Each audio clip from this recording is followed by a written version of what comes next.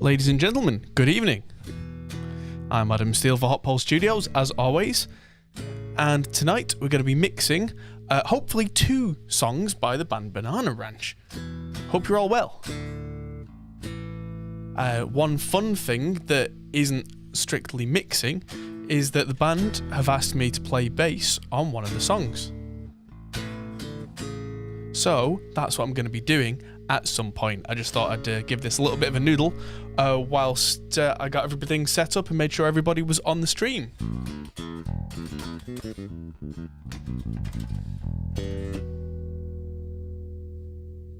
So, let's run the intro!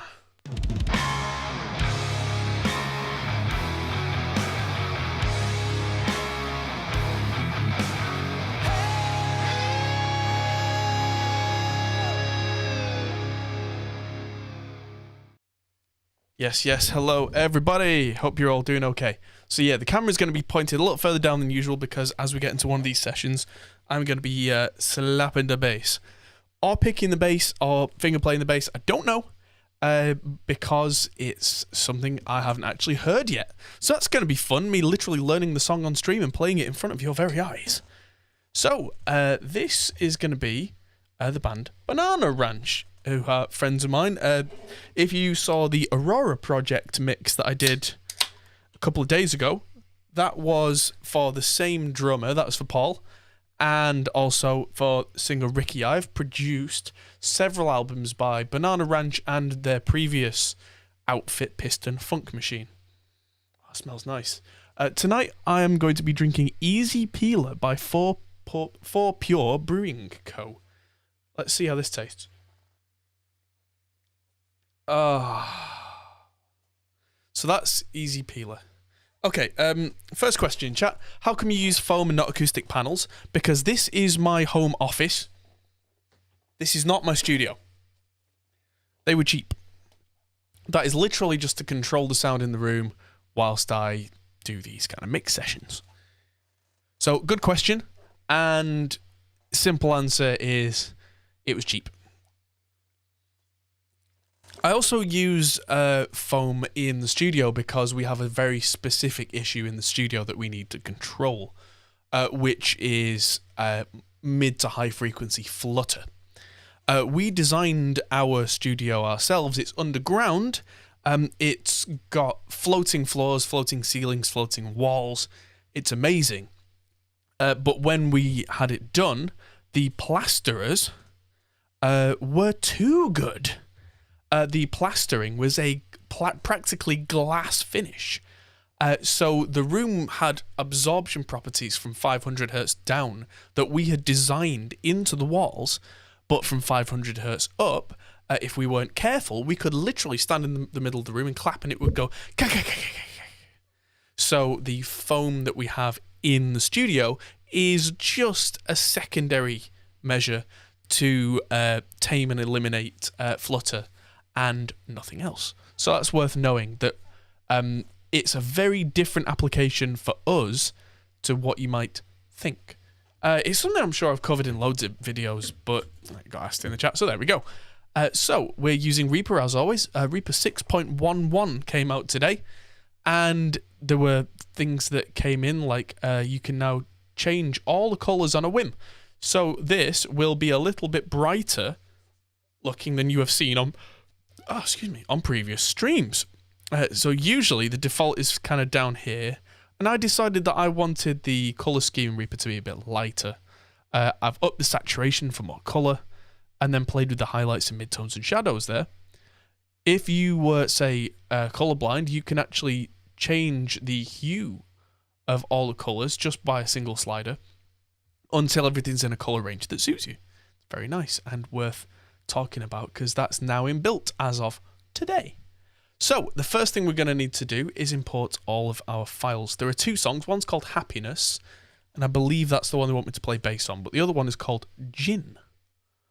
And we're going to start with Gin just because I've already loaded up a project called Gin.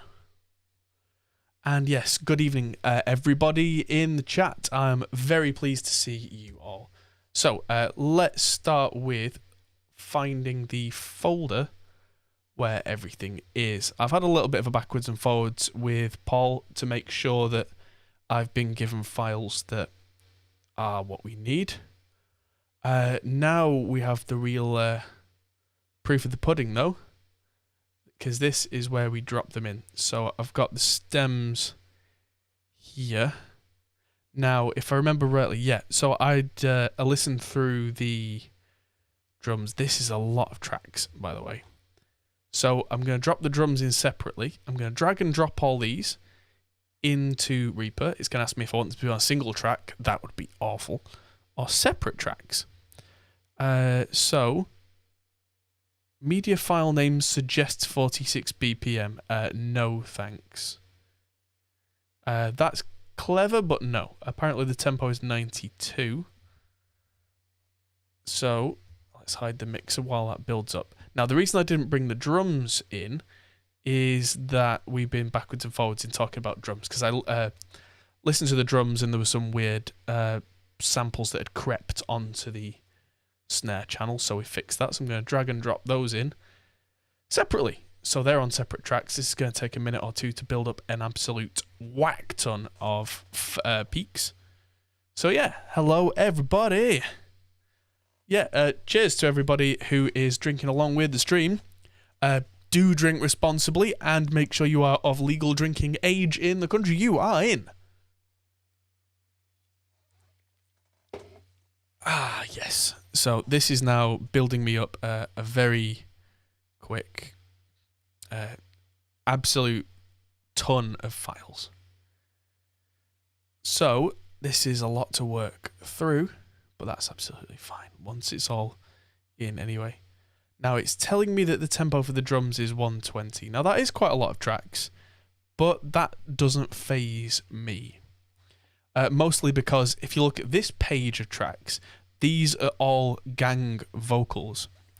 So what we're going to do with those is I am planning to put them in a folder and then pan them appropriately and probably then just treat the folder unless there are any standout single tracks in there that really need some attention.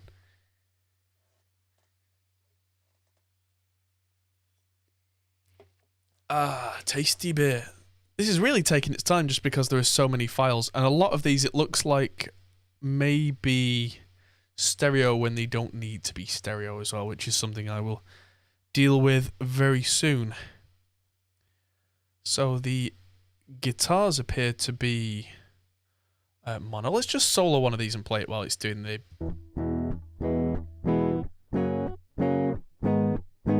Right, good. So I've got DI guitar tracks. That is a great start. And I've got a bass already on this track.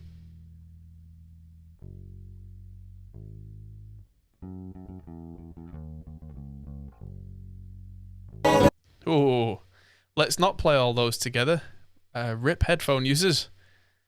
There's a tambourine.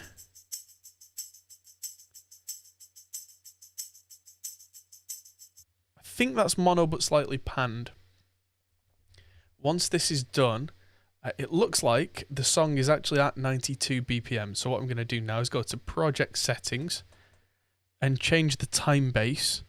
I think it's just to time is what I want. I can't remember, but what I can do now is if I change just behind where I am, I'm just going to hide my face for a second. And typically hide the logo as well. So right down in the bottom corner, there's BPM. If I put 92 in there, there we go. That didn't automatically time stretch everything, which is something that Reaper's really good at. But if you don't want it, it can be a major pain. So that all looks about right. So I'm going to move the drums up to the top. I'm going to spend 10 or 15 minutes doing a little bit of project organization, because it looks like there's a lot going on here that doesn't necessarily have to be at the same time. So I'm going to solo, just because the drum tracks, I don't know if they're starting at the proper time. I'm going to solo those and a guitar, just to see if they sync up at the same time.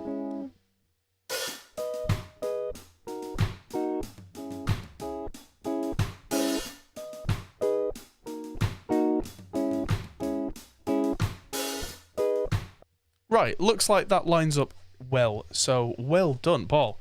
Okay, so before we do anything to do with turning a lot of these that are stereo that don't need to be into mono, hello, Thomas Person bought the Reaper course. Fantastic. Cheers. I'm going to neaten all this up with one of my favourite little buttons. And I've just got a new patron on Patreon. Thank you to Ken Chartin. That is massively appreciated. Hopefully you'll see this video. So I'm going to select every single one of these. And I'm going to go to actions. And I really should add this to an action. Yeah, so show actions, and there's a filter, so I'm going to add the word silence in here. So auto trim, split items, remove silence. I should give that its own shortcut. I'll do that another time. But if I double click that, that'll come up with this wonderful set of options here. Let's say minus 90 dB. So if there's literally nothing going on, so if the file's just been padded out with a load of zeros, then cut it. And it's going to give me a little fade in, a little fade out where there is supposed to be sound, so I don't get horrible clicks. And I hit process, and that's going to take a few seconds, and this is absolutely wonderful. This is going to cause my poor computer to go mental, but there you go. That has changed everything into something resembling a proper project. How about that? That is decent. So that now looks like something that we can work with. I've not even brought up the mixer window yet. So I'm going to bring these trumpets up so I can see them better. So this is arranged so we have drums and percussion. We have a bass, we have some guitars, lots of guitars. That's typical Ricky. Lots of guitars at the end there. 4 sax tracks. Wow, okay. Cool, I guess. Let's just zoom in on those waveforms. They're all different. Okay, so that's going to be a big roaring brass section. Vocal, vocal, vocal, vocal. Do they overlap? And we'll find that out in a second. Let's have a look at some of these stereo gang files. We all love the gin. We do all love the gin.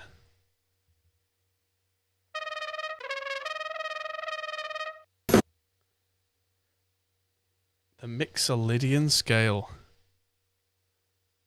Okay.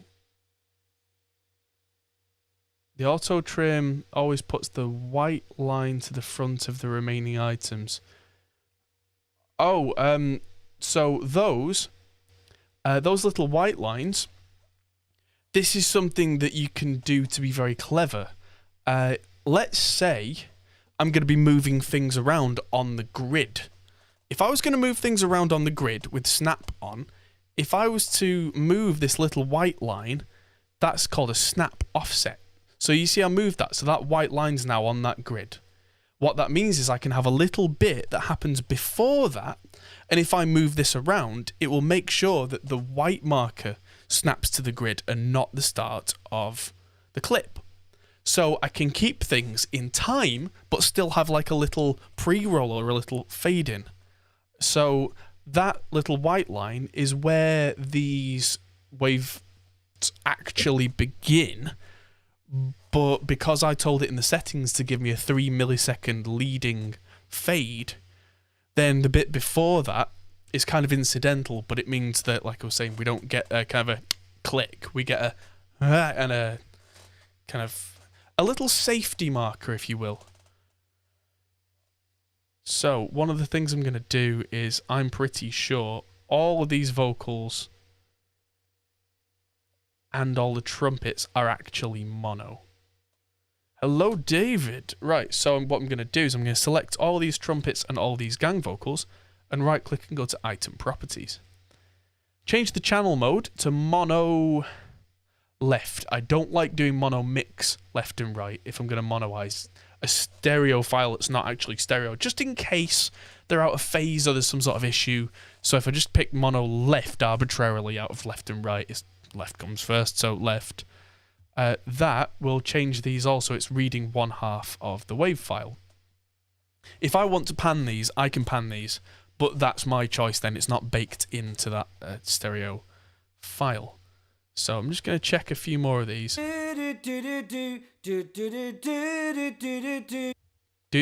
indeed, Ricky. Do indeed. So I'm going to go ahead and assume that all the vocals are mono as well, because unless he's done some really weird processing to any of these, I'm fairly sure Ricky only has one voice. So I'm going to monoize them as well. Check these crazy guitars. Oh, lots of volume going on. Apologies. That guitar chorus there looks like it's absolutely... Yeah, that's going absolutely mental. So I'm using shift and up and down just to zoom in on the waveforms, just so I can see them. And it looks like they've all been gain staged properly. Again, well done, Paul. I don't know why those dip out there, but meh. Hand claps, bass guitar. Yeah, so everything up to that is going to be mono left. Yes, please. Makes it a lot easier to look at. Probably the same. It'll be the same for the bass. Let's just check these hand claps. Right, so they're in stereo, so I'm going to leave them in stereo. The chimes are in stereo. I'm just going to say that tambourine's in stereo. 808. Ooh, there. Right, that's in stereo too. Overheads are what they are. Toms. Did toms even get used in this song? Oh, just about. That's weird. The toms go the wrong way. Might have to flip them. Toms go left to right, unless you're weird.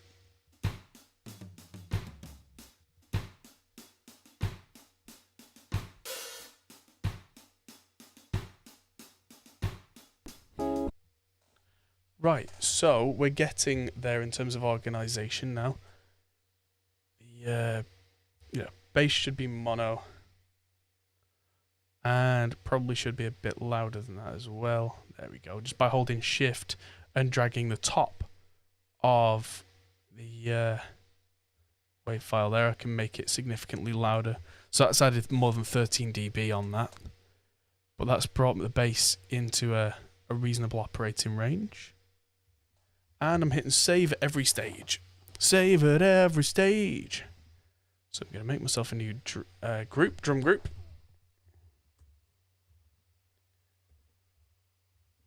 There we go. Helps when you can spell. Blah. So I'm just going to shift click everything from the kick down to the hand claps and move them up a little bit. You see that blue line? Drop it, and that's become a folder with everything in it. And I'm going to just go to track color and set tracks to one random colour. So the drums are now that colour. The drums are now salmon today. Bass can be another random colour. What have we got? We've got a god-awful yellow. Right, so there's a lot of guitars going on here. Where do the guitars go down to? Wow. So there's all these that are going to need some virtual guitars. I can see track freezing in my future, because even though I have these nice amps underneath the desk, I'm a complete idiot and managed to leave my reamp box at the studio on Saturday. But this will give me a chance to use some brand new impulse responses that I have made, and I will talk about later on, because they're as yet completely unreleased and only available to me. They will be available to you guys at some point in the future. But yes, I have a new thing. And so I'm just going to check. Ooh, there's quite a few people watching. Hello, everybody. Oh, 20 people watching at once. Fantastic. Hi, everyone. So, we've got all our guitars in a group. Bass is separate.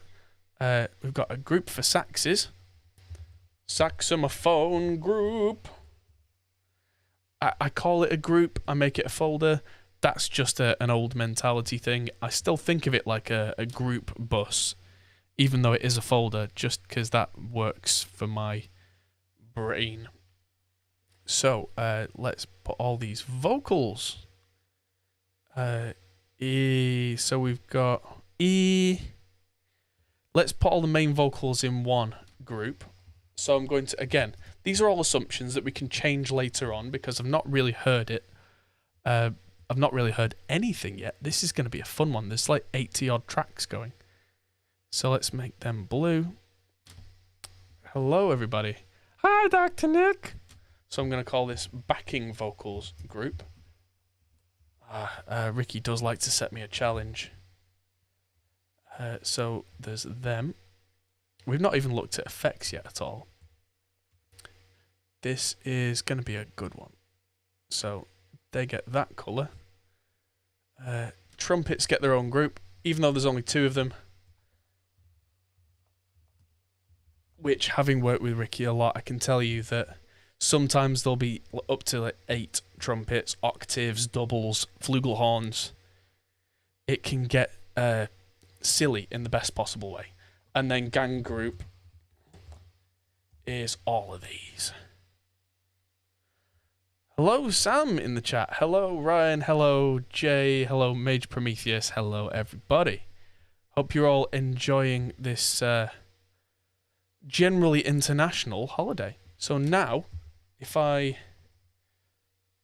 just close down these folders. Oh, I never named that anything. So guitar group and bass, and I'm just closing these down so that I can see what's going on. So that's really speaking what we have. So I'm gonna just turn down all the faders on all of these and just start with the drums, bring things up one by one.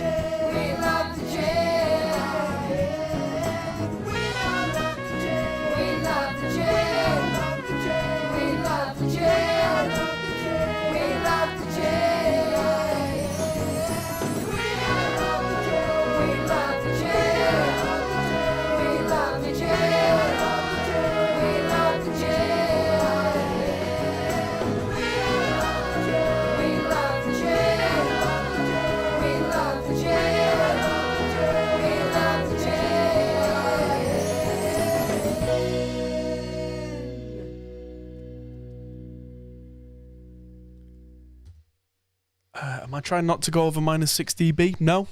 I'm just trying not to blow my own ears out whilst I listen to what we have, and make sure nothing goes over 0, because 0 is the real goal. I'm not sure if he likes gin at all. It might just be a good song. But yeah, I don't tend to have any arbitrary limits like that. I do try and generally work with my RMSs around -18, -12, something like that.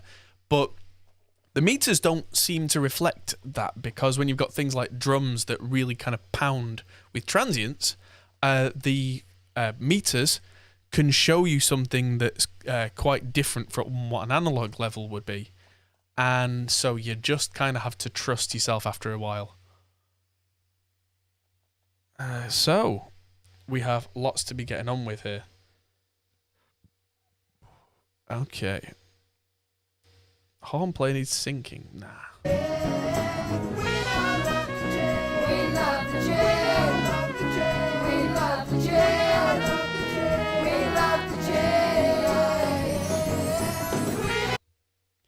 Do I always aim for 14 LUFS? Not even close. Nah. Don't go by anything when I'm mixing, to be honest with you. Sounds terrible, but it's true. I go for what doesn't clip and sounds good. And it sounds so reductive and so obvious, but yeah, I mean, 14 LUFS is a useless measurement unless you're a mastering engineer anyway.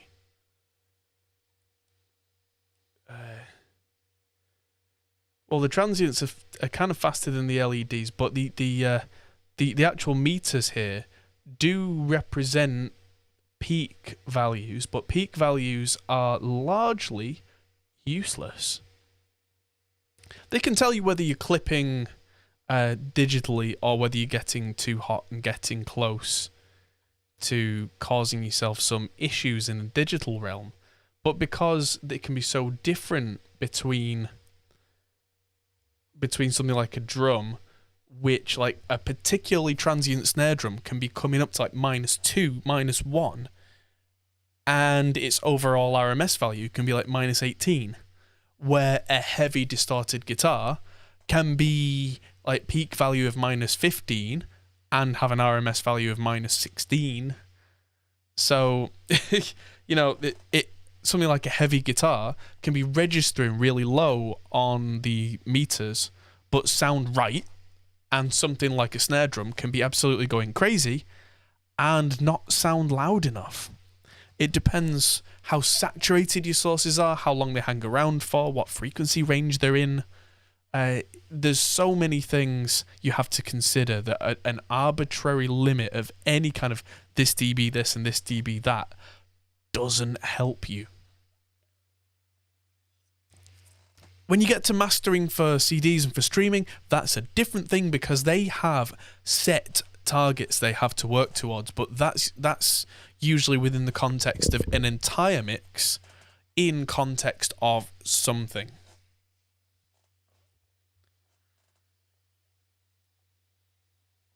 Yes.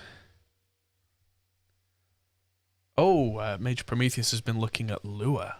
There are a lot of things that Scott from Chernobyl Studios has been showing me in Lua inside Reaper recently, which have got me very excited. Little things like for drum programming, where if you've got a kick drum that goes brrrr, I used to take forever selecting every other one, so I could move it maybe to like the left kick foot or make it a slightly stronger or weaker hit or something like that. And now there's a button for that. There are all sorts of things that never used to be there that there are Lua scripts for, and I think it's fascinating. Even though I have no knowledge of coding Lua, I used to do things like CSS and what did I do? Ruby on Rails, PHP, awful stuff. Anyway, I've reordered my vocals so that I've got a single vocal track here, or at least what I would consider to be a single vocal track, even though it's staggered across 3, and then kind of a doubling track underneath. That's something that I like to do because then I can treat them slightly differently.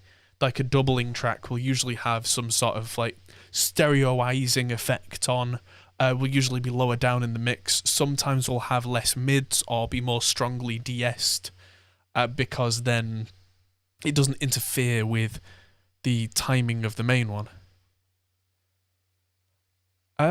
Completely off topic for a second. Massive shout out today to Ariana Grande of all people. I saw a video on her Facebook page or Instagram. She was talking about she records all her own vocals. She's got her own vocal chain set up. She does everything into Pro Tools, and she wasn't just saying, "Oh, I hit record." She was talking about how she does her own vocal comps. She nudges timings round. She does all sorts of clever crossfades and that kind of stuff. And I was just watching going, good on you. Well done. So many artists these days haven't got the first clue about how to do anything like that. And that was just so impressive. So yeah, well done to you, Ariana Grande. So I'm going to give the overheads their own group, because then I can pan them and I only have to do processing once.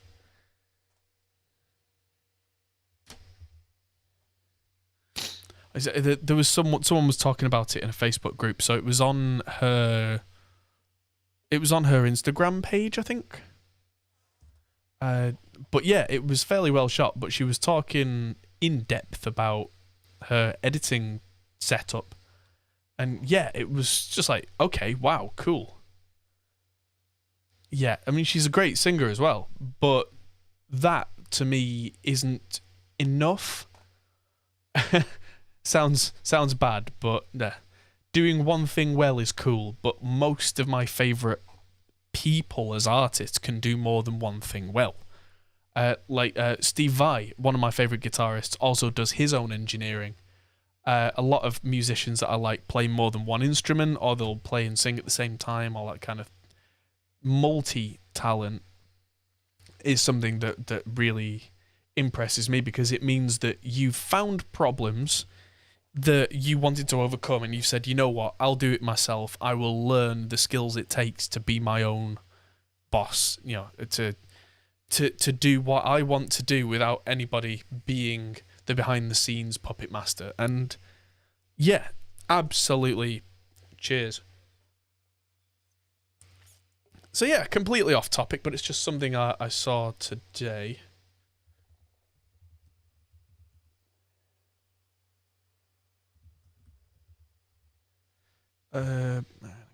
Pro Tools.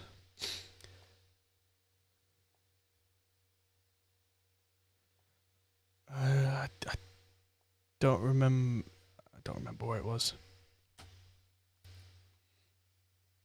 Latest versions of Reaper heavier on the CPU? Nope. If anything, they're probably better with CPU, because as time goes on, Reaper gets more and more and more optimized. Yeah. So yeah, one of those things. And hi everybody. Okay, so now I've got plenty of people tuned in, and I'm going to be mixing for the rest of the evening. I have a very strange request. Especially of our more usual followers. This is going to sound really weird, but would you guys be so kind as to watch the stream on Twitch? The sound is better, so you'll hear more of what's going on. And also, we're going to try and make a push to be Twitch affiliates, and then eventually do the whole Twitch partnership thing, as well as being on YouTube. Because Twitch is kind of, at the moment at least, better suited to long format streaming. So yeah, it's twitch.tv/HopPoleStudios, and that would be very much appreciated. You'll still be in the same chat. I'll see everything that you ask, and it'll just help the numbers there, because yeah. If you're asking what the hell is Twitch, don't even worry about it. But yes,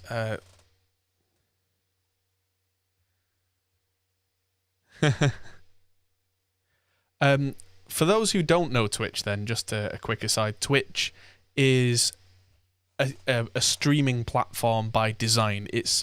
They did a lot more of this with the kind of long form live broadcasts before YouTube really started doing that. And because of that, they are more geared towards doing this kind of thing well.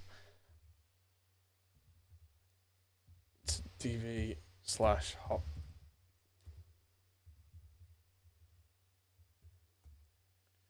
That's the link to that.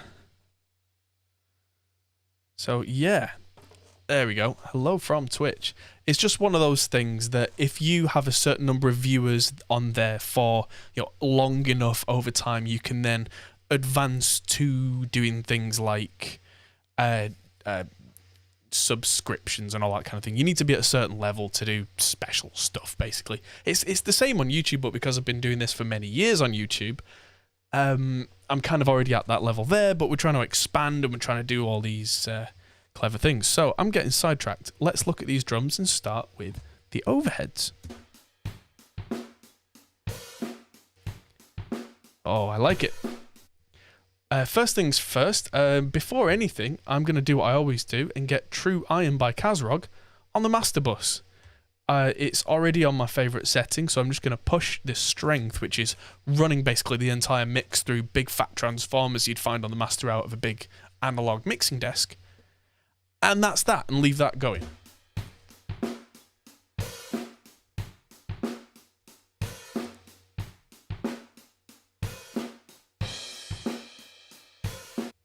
I wonder if that's Paul's Coles ribbons. Because last time Paul came into my studio to track drums, he brought with him a pair of Coles 4038 ribbons, the big fat kind of BBC issue things that look kind of like a weird horseshoe and sound a bit like this. So, yeah, I've got Virtual Mix Rack on the go. And then I've got a new toy that I'm going to show you as well, a new plugin, which if you use Reaper is a new free plugin. Yes, free. Free is good. So, let's do a little bit of what I like to do with these overheads. Let's get the New York preamp going here with some saturation.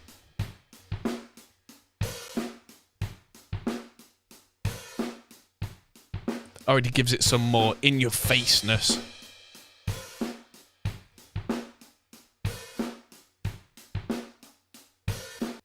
And I'm going to add a virtual channel. Today, I'm going to go with the API, which is the USA. Not USA, it's the USA, which is kind of shorthand for API. And I'm going to make that group 1. And I'm quickly just going to copy that across hi-hats, toms, snare, kick, before we do anything. These overheads don't sound like they need much.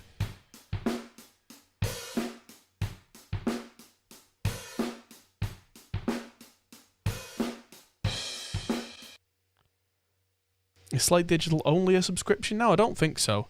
I mean, if you're absolutely crazy, you can go and buy some of their separate plugins, but honestly, why would you?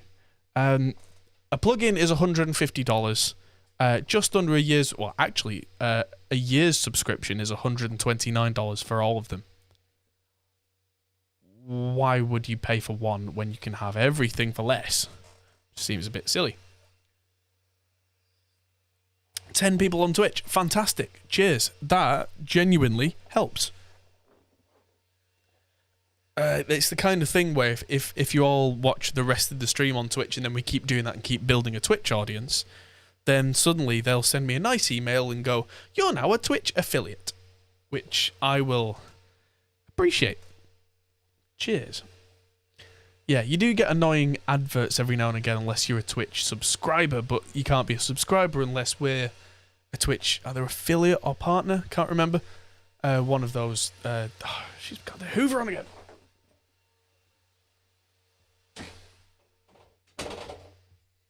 There we go. Door closed.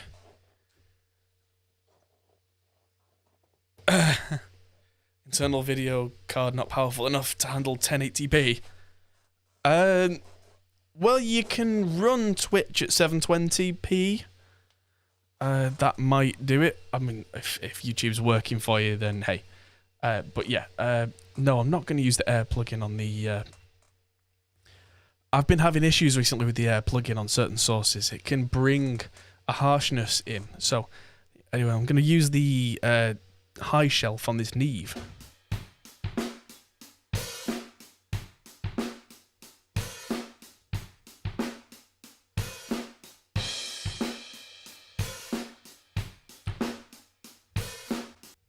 That's nice. I'm then going to bring in the FG Stress. Where are you? The Distressor. There it is.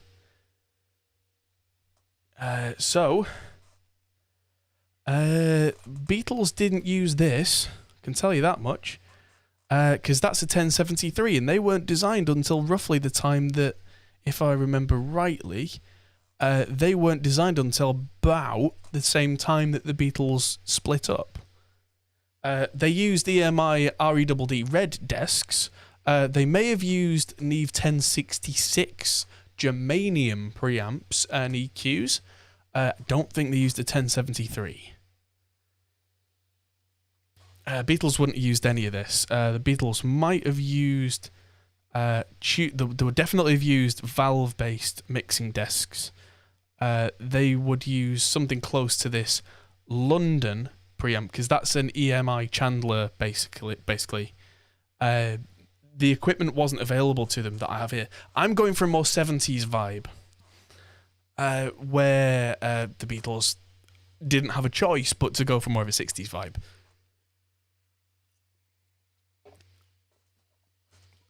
Good thing to bring up, though, and talk about, because I should talk more, I think, about audio gear in history. I find it fascinating that it's like, this piece of gear came out in this year, and mixes started to sound like this because of what this particular piece of gear and designs that copy it can do.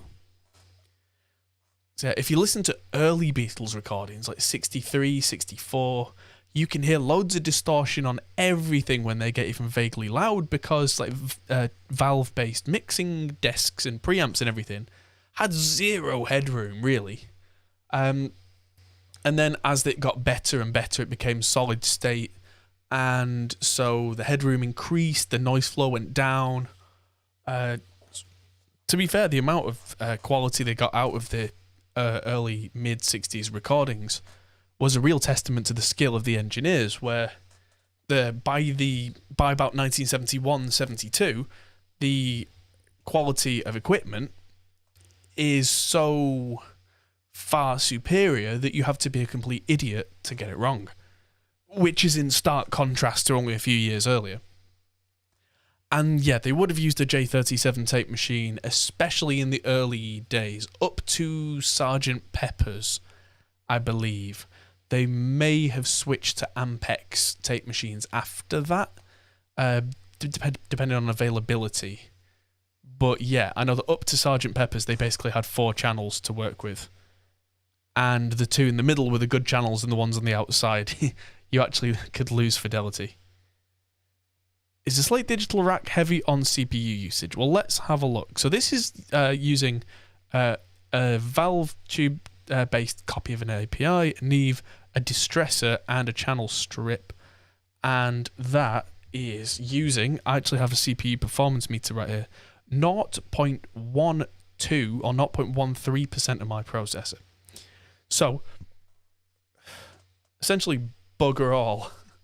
The Slate plugins are very, very CPU efficient for what they are and what they do, which is a real testament to their developers' skills with optimization. I tend to run tons and tons and tons of the Slate mix rack stuff, and it's definitely not the hardest part of the mix on the computer.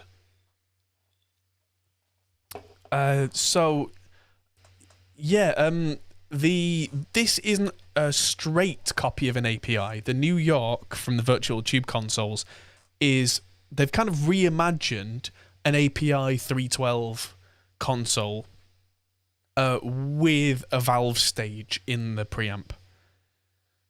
So yeah, it's not exactly the same, but it kind of, when you start pushing, it gives you that crunch that an API desk will give you. It's very, very subtle. The distressor is incredible. It sounds so like the real gear. It took them 1.5 years before they released it. And when they did release it, I've used it up against real distressors. You can't tell them apart. You just can't. If you've calibrated your levels properly anyway, if you've got the right input level going in so that it's properly gain matched, yeah, it's really, really, really good. There's a book called Solid State, The Story of Abbey Road and the End of the Beatles. That's fascinating. But like I was saying, solid state technology had become a thing by the time the Beatles were splitting up. But I believe the Neve 1073, which is the one everybody talks about, came out after the Beatles split. So let me have a look, because it recently celebrated its 20th anniversary, and so thinking about it, 50th anniversary is 2020, means that it would have come out in 1970. So that lines up exactly. Let's just check that. Yes, summer of 1970. There we go. Yeah, I thought so. So, yeah. It's one of those things. Yeah. The transition from valve desk to solid state. Yeah, and Alan Parsons, he's an interesting character, but he's got some real tales to tell, and he really knows his stuff in terms of technical history. I need to read more of his stuff. But yeah, so let's listen to these overheads and start compressing them. Probably on opto mode, because these don't sound like they need to be absolutely killed. So at 10 to 1, there's an opto mode, and what you do before you even hit play is absolutely whack your attack and release to 0 and 10 respectively, and then play with the input and output, and it has a kind of almost a double stage release.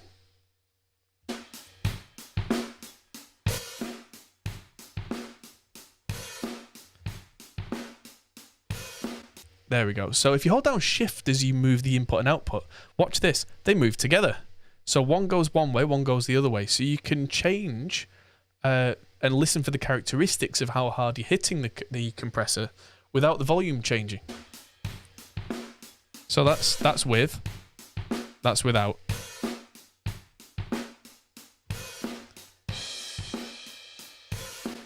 So I like them both, and that's where this mix knob will come in. I can go back to 0 and then blend some in.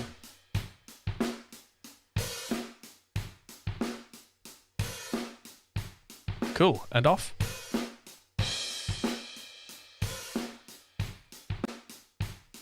And again.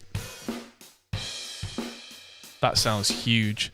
And yeah, the 1-to-1 ratio is pretty much for colour, because a distressor has distortion settings where it will start to add some crunch. In fact, I'm going to do that. Distortion 2 is even order harmonics, so kind of like, I think it's more like kind of valve distortion, whereas the 3 is odd order harmonics, which is more like what a tape machine would do. I tend to find 2 sounds better.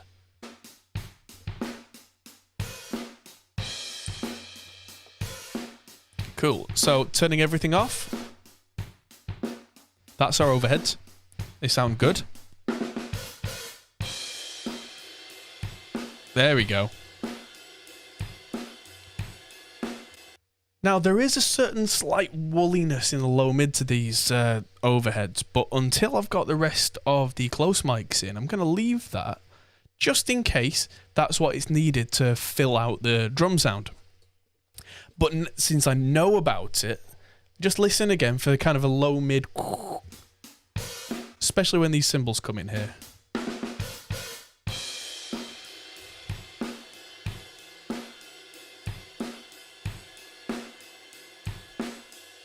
There's a definite going on, but it might be what this mix needs.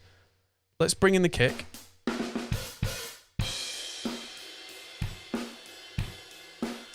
Right, so this... Ooh, that's got low end. But it needs a little bit of work. This one can have a distressor as well. And that's going to shape the attack. So I'm going to back this off to 3-to-1. Really kind of push it. There we go. So to turn the output volume down to match. And I can play with the attack. So 0 attack just flattens it completely. And there we go.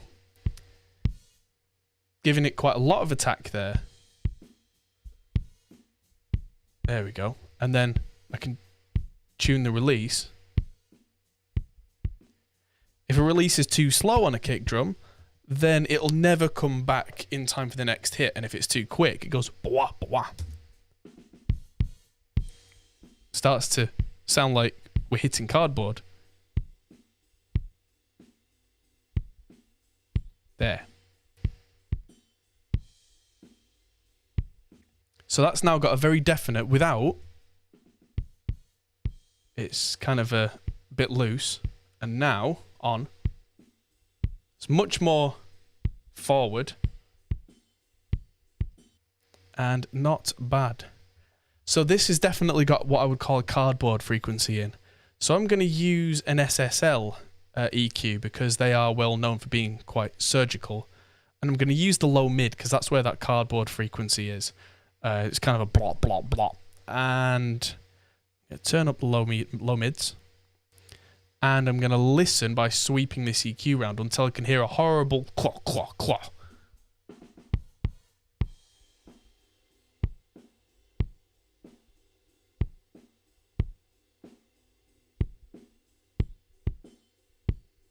There. So, funny thing, if I hover over it, it tells me that's 387 hertz. It's not. It's probably more like 500. That's a design flaw of SSL consoles. If it tells you it's running at 300 and something, it's probably another 100 hertz higher up. It's just apparently a quirk of SSL desks. So Slate decided to keep that. I guess if you're used to working with... Oh, right, okay. So because I'm not an affiliate, it won't kind of auto change. I suppose it takes quite a lot of resources. So if I bring this EQ back to 0 now, and then go below 0,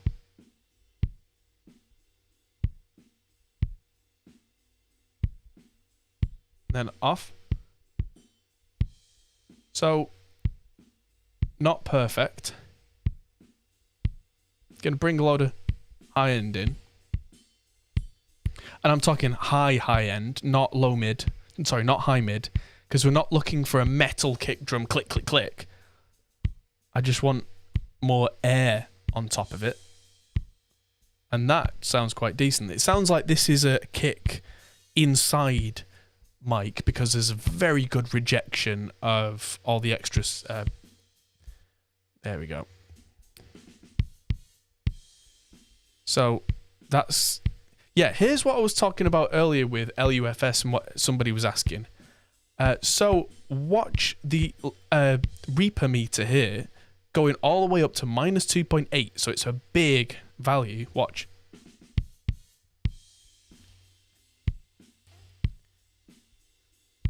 Now this meter here, this is more of an analog meter. The 0 there would be an analog calibrated RMS value of 0 dB, which would be more like minus 12 on here if it was a constant noise. But this needle's barely getting to minus 10. So how can it be that that would be, minus 10 with another 10 knocked off, so minus 20, minus 24 dB, and that is registering minus 2.8, so that's nearly 20 dB of difference. It's because something like a kick drum has so much punch and transient in it that it's there and it's gone, so it doesn't have time to register on an analog needle. So it's worth looking at that. You're seeing the knob around 0.5? Yeah, so that is the 3D-ness of it. But yeah, I mean, that's just a trick of the eye. But that might actually be why they calibrated the SSL desk that way. I don't know. But yeah, this needle isn't going anywhere near the plus, because it's calibrated to about minus 15, so plus 15, so that's 3, and then so basically over here, breaking the needle somewhere, is where it should be measuring. But it's barely getting up here, because by the time it tries to reach up here, the signal's gone. Whereas if you were to run a distorted guitar with its meters at, coming out at minus 2.8 in Reaper, they would literally be pinned to the red there. And that's why looking at meter levels digitally alone doesn't help you.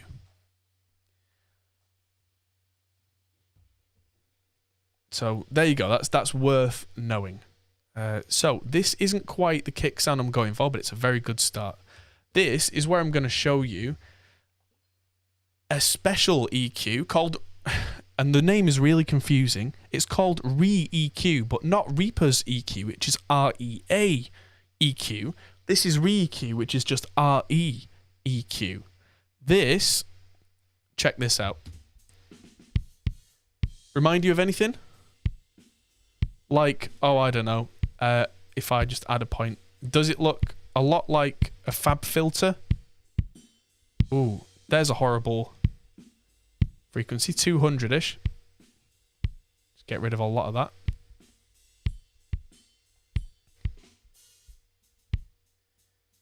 In fact, that might be all we need here. That sounds great. I'm just going to add that in with the overheads and see how that does.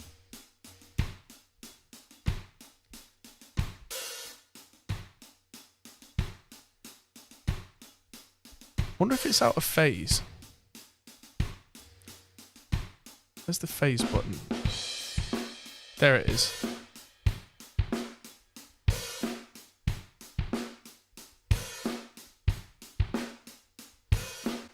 Yeah, I think the kick was out of phase with the overheads there. But the overheads are probably a bit too loud for this kick. So I'm going to go in here and turn down an output somewhere. Yeah, so I'm going to turn down the output on the distressor because we set the distressor how we wanted it. There we go. So that's now registering the overheads at more like -18. I bring the kick in. And that kick is hitting some nice numbers. The drum group is hitting roughly -7, -4, roughly on the output. So this re-EQ, sorry, I got distracted. This does not come with the new version of Reaper, but you can get it for free. Let me find a link to it for you guys. So, some guy, this is how good the Reaper community is. This guy, Nitsuj, made this. It's a JSFX plugin. He made it, it's basically, JSFX is like the scripting language in Reaper. So I will paste a link to this in the chat.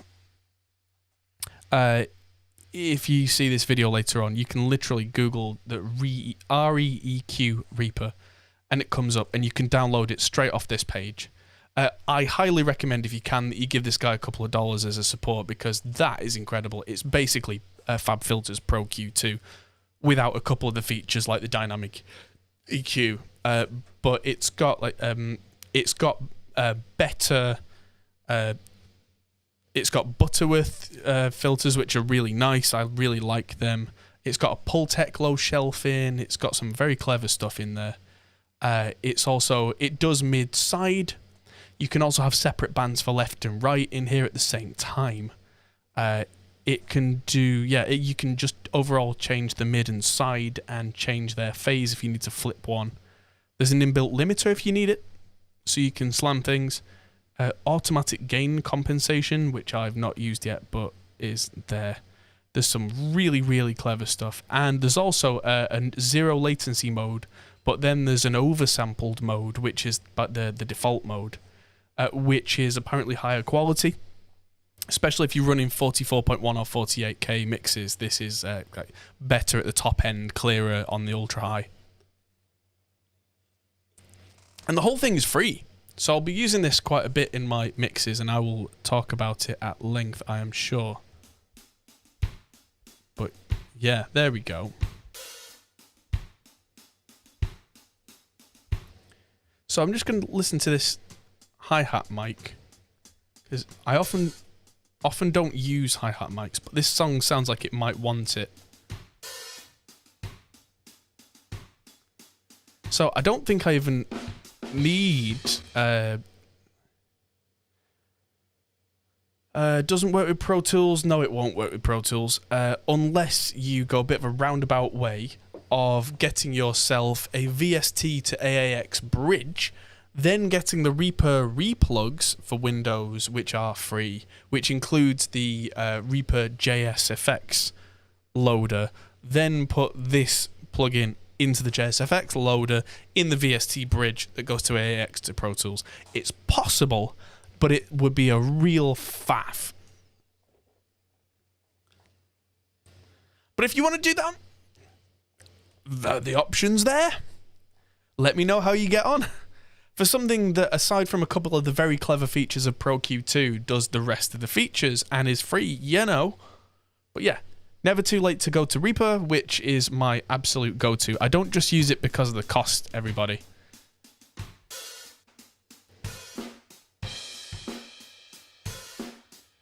Right.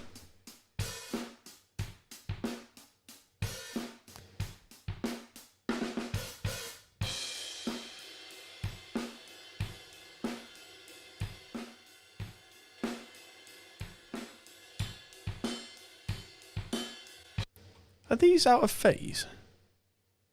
No, they're not out of phase. That's just my brain playing tricks on me. These are almost perfectly in sync. Yeah. There we go. Yeah. Let's just see. One of them is earlier than the other. So I'm just going to push one of these mics back a tiny twitch. Because it looks like from the wave files... And this is a bit of a guess. Yeah, there we go. It looks like one was slightly further ahead physically than the other, so I've just shuffled it along by a couple. Hoping that I've got this right. We'll soon find out.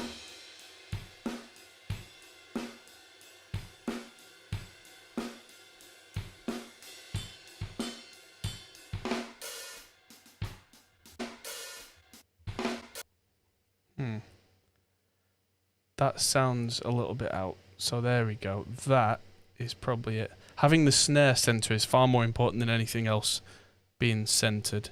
These wave files are not going to look exactly identical.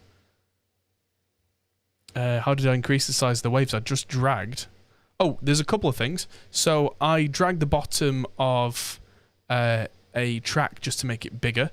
And I hold down the shift key and press the up and down keys on the keyboard, and that does this. It doesn't actually affect the volume, it just means that I can see everything bigger, which is really useful if you've got a really quiet source and you want to really zoom in on it or see it from a long distance away, both of which happen to me a lot.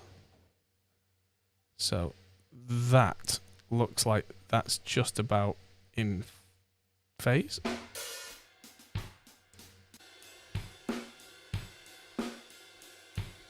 How to have the two waveforms together. The overheads are in a folder. As soon as you add things to a folder, the folder displays an overlay of all the waveforms. It lays them on top of each other. Always a good thing to know. So I'll get rid of the mixer. So I've got that. I've got...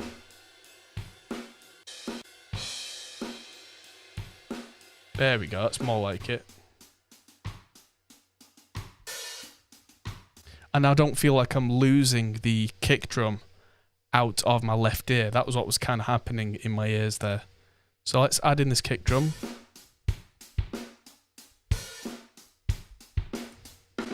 And now let's look at the snare.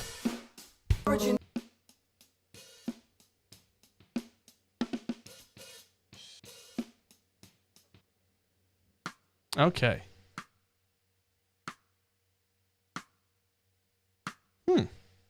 Fresh clothes and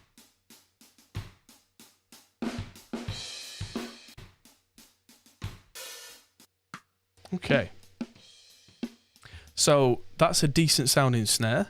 Again, well done, Paul.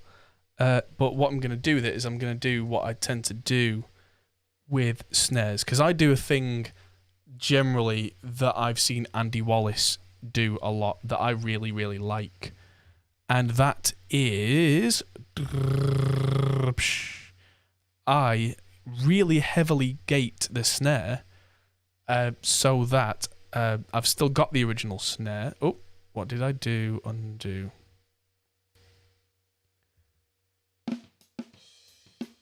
That's annoying. So I had my New York... And I accidentally did something with the mouse wheel. So, snare. Ghost notes? Yeah, there we go.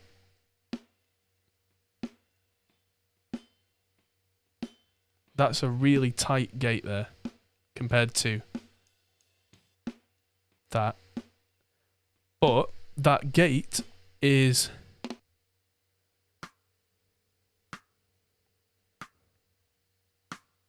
There we go. That gate is letting too much through. What I want to do is really clamp down so that... There we go. All I've got left... what's my attack like? There we go. So a tighter attack. I don't need the D-bleed on when it's this tight. So this is absolutely killing it. I can probably have Distressor and some EQ. Because what I want to do is bring that attack right out. Probably 4 to 1.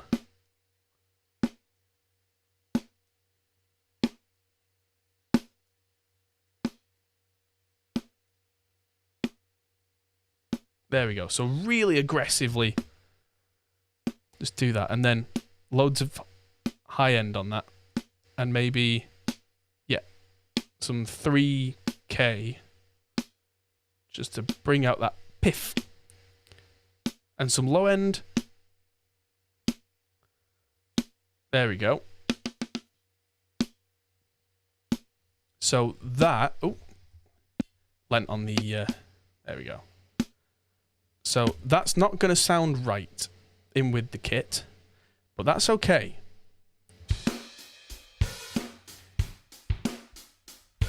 So that's without the snare.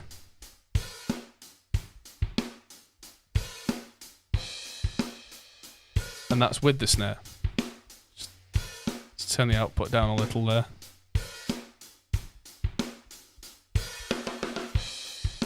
So the reason this works, and there are two things I'm going to do. That was thing number one. The overheads had loads of character and loads of sustain on that. Listen to that.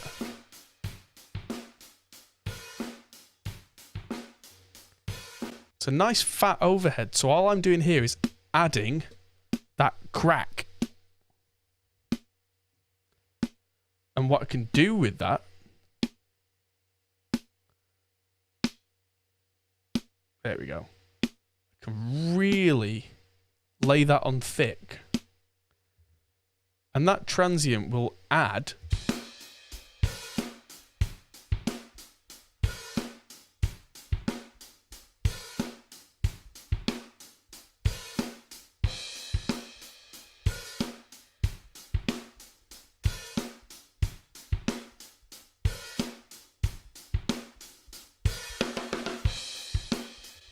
This is where the Andy Wallace trick comes in, though, because so far that's something I've not actually done.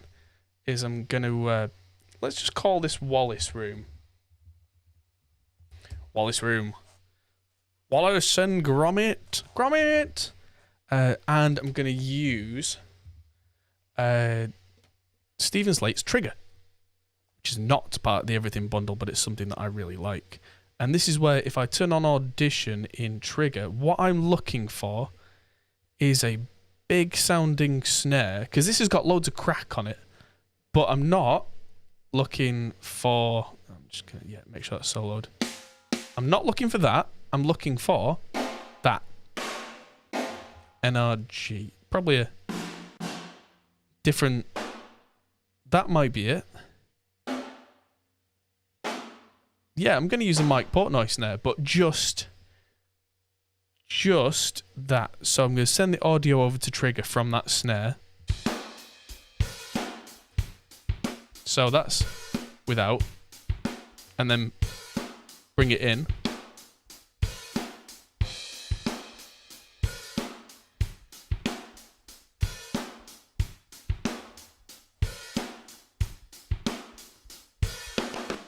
Yeah, so I'm triggering the reverb. Exactly. So I've got that big drum sound, But because I'm not sample replacing the snare itself, we get all the dynamics and the realism of the drums. So if there's anything like little rolls or little fills, though the dynamics of all of that gets kept, the original feel of the hit of the snare gets kept, but that big is a sample of the room around a real snare without the rest of the kit going on. So I can blend that in and make that sound absolutely massive, and then I can do things later on if I need to, like I can automate that up and down so that I can give the section space, or I can give it a big feel. And again, that's something that Andy Wallace does all the time. And so that now...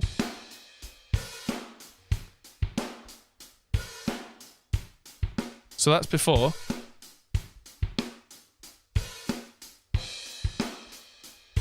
And that's now. Now I will have to automate this, because there are a couple of sections where there's some side stick, and that's going to sound weird, because that's going to happen.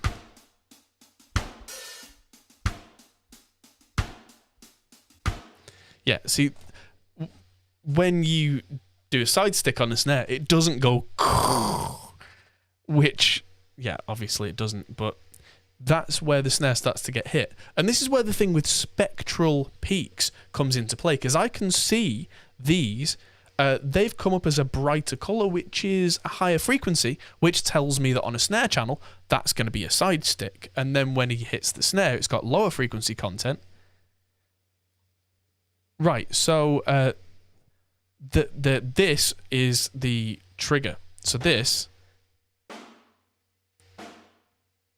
It's not a reverb, it's not a snare sound, it is the sound of room microphones in a big drum room when you hit a snare. So technically it's got a snare on it, but it's a real snare, it's not a reverb as such. It's a sample of the room with a snare in it, but it doesn't have a close mic in it. So I'm not replacing the characteristic of the hit of the real snare. Yum, yum, yum. Yeah, so what I want to do now is automate this.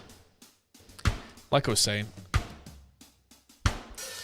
I can see that's where the snare comes in. So I want to put a couple of points in there, turn that all the way off. And then find out where the snare clickies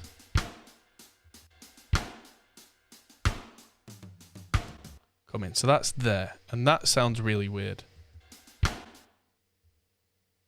So I'm going to do that. I should really be doing this the other way and turning the send off rather than turning the receive off. But having said that, I've started now, so I'll finish. It doesn't make any practical difference at this point, but it could. There we go. So that's...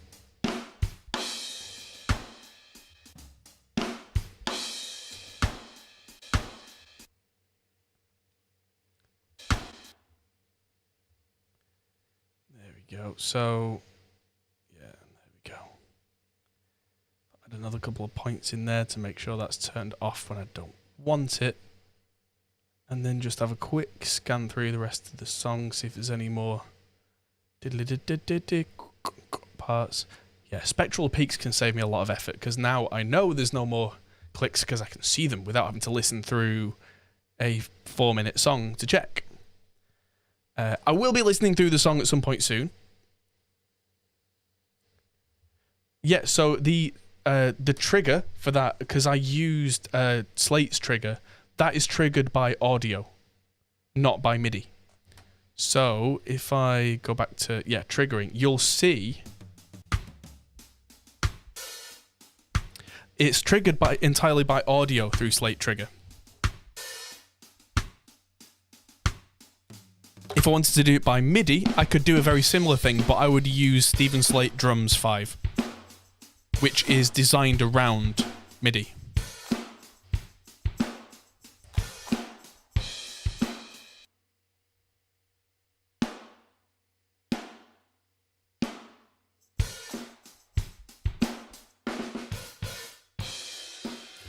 Right, so the next thing is... I'll bring the toms in, actually. Now's a good time to bring the toms in.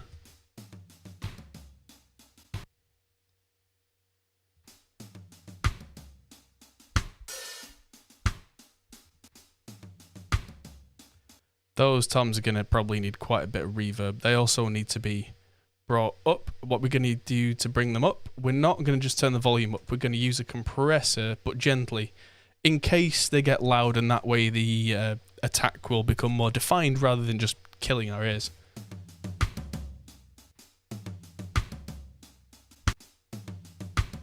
Oh yeah, I want to flip the left and right on that. I want them to be... By using the 2 in, 2 out, I can actually flip the ins and outs like that. And that's now patched the right to the left and the left to the right on the inputs. There we go.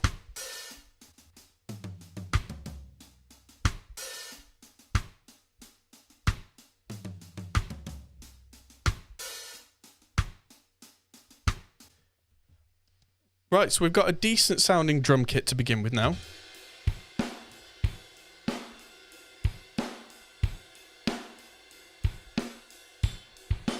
Right, so first things first, that sounds muffly when added in with the rest of our kit.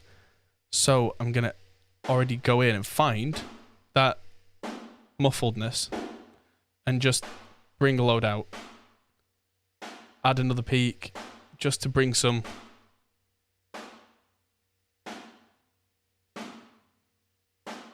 low end in there maybe, because I'm dipping out all this energy. Let's see what that does. Oh.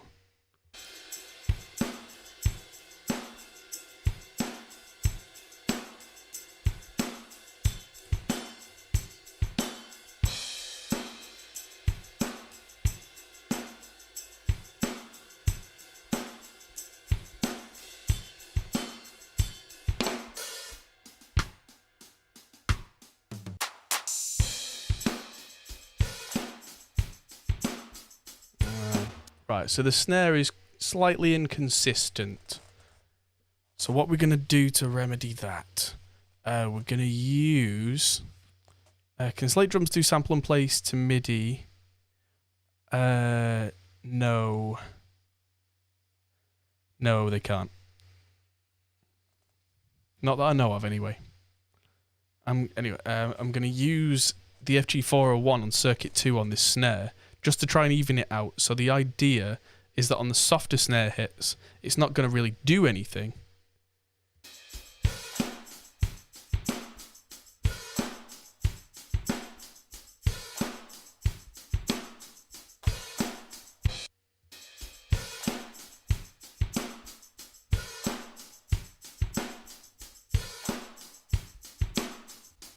And then I can turn the makeup up.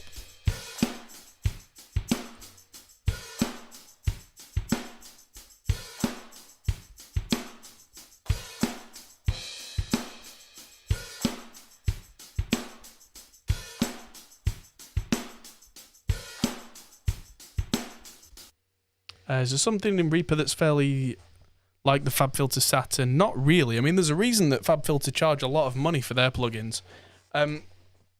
What you could do is mult out, send the same channel pre-effects to 3 or 4 different bands, have EQs that filter them. There are distortion plugins inbuilt in Reaper, so you could distort stuff, then EQ it, and then feed them all to a bus in a group. It's doable. It's a lot of messing around. Saturn is a fairly unique product, and there's a reason they can charge a lot of money for it. It's very clever. But yeah, anything's possible in Reaper, but you do have to start getting creative if you don't want to spend lots of money. There are a lot of EQs and things that do a lot of what the Slate stuff does, for example, but I really like a lot of what the Slate bundle does for me. Easily laid out quickly in a short space of time, sounds great, and I'm not spending ages making my own versions of a lot of this stuff, because for me personally, time saved is worth more than anything, because time's the one thing I don't have enough of these days. If I was doing this when I first started with Reaper over 10 years ago, I could do things like, I once spent 8 hours using a program called Pure Data to get a big mixing desk, an old, like, early 90s digital awful mixing desk, which had flying faders, to talk directly to Reaper so that I could control 8 faders on screen motorized. I spent 8 hours doing the programming so that they could talk to each other, which was cool, but is useless for 99% of people. And I just don't have that kind of time now. You know, I've got a young family. I'm trying to do about 10 different things with video and audio and courses and impulse responses and, oh, gee whiz, you know. So, yeah, the fact that I've got to sound like this out of the drums. I went live an hour and 20 ago, and a lot of the time I've been answering questions, and I've still got this. That's worth its weight in gold to me. So,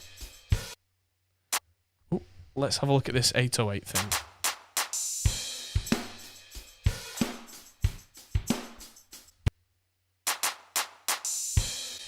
I'm going to take that out of the drum room.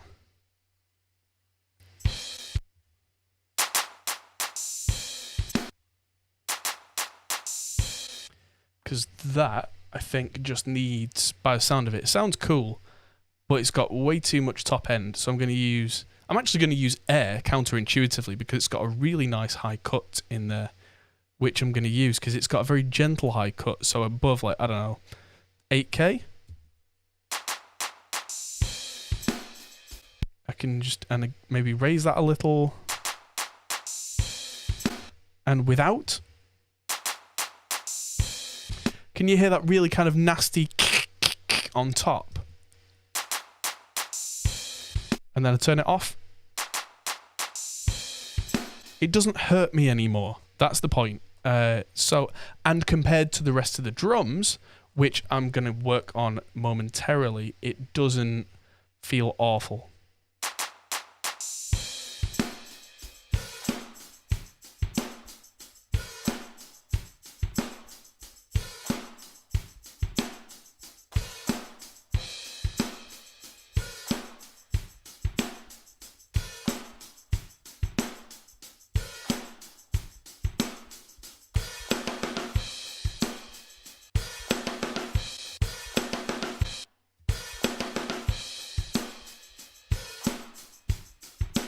Yeah, so that's sounding really good to me now.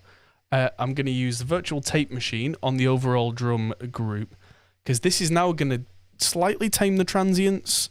It's going to give me a very big fatness on the bottom end. There it is.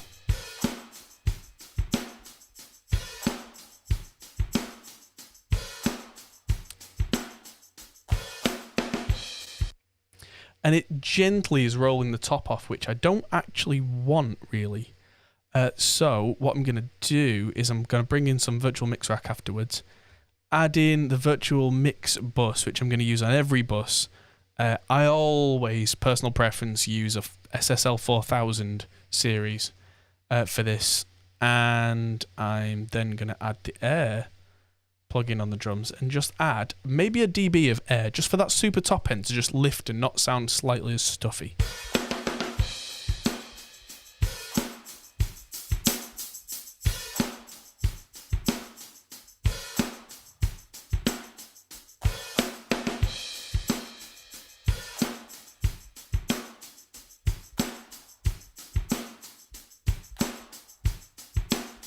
Cool. So that snare's a little inconsistent. Might have to go through and automate a few of those up and down, just so it's not quite so in my face.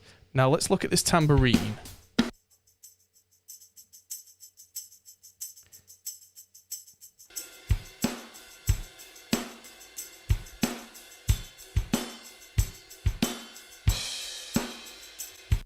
Not sure that needs much. I'm going to bring in, same as the other drums, the VCC channel on that group, and the New York. But I'm also on the New York going to shelf off a lot of the low end, if there even was any low end in this tambourine, just for the hell of it.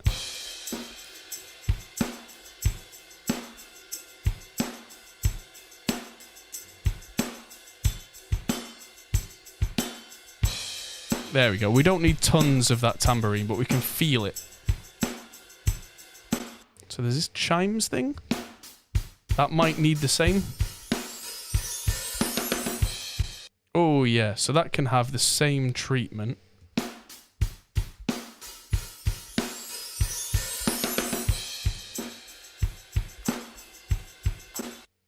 And what that's going to have as well, because I want this to be a little bit of a feature, it's currently got way too much high end. I mean, chimes, you'd think, oh, sparkly, twinkly. Yeah, but that doesn't need all those really high upper harmonics. So we're going to use a low pass. Probably, I'm going to start around 10k.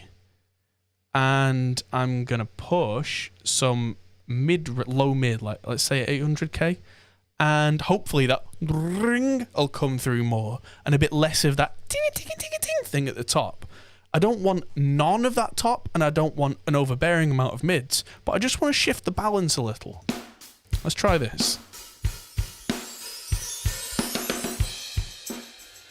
Yeah, there we go. Maybe I'll bring a little high end back, but not all of it.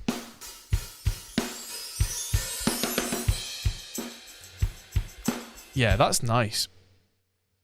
And then I'm going to copy that virtual mix rack over to the hand claps. Probably don't need to take the top end off that, but I do want to push it.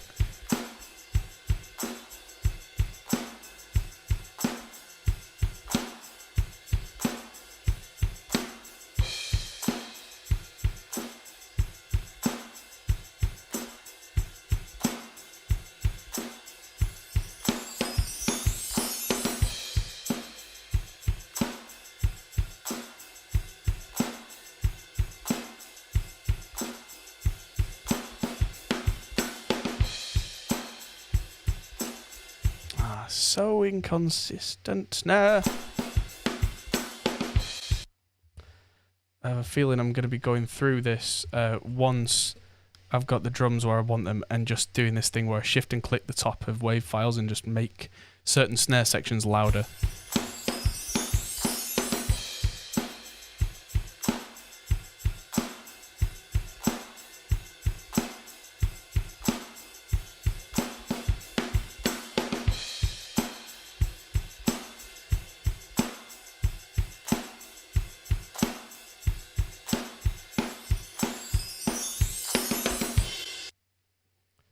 Yeah, when there's a lot going on, the snare needs to be really hit.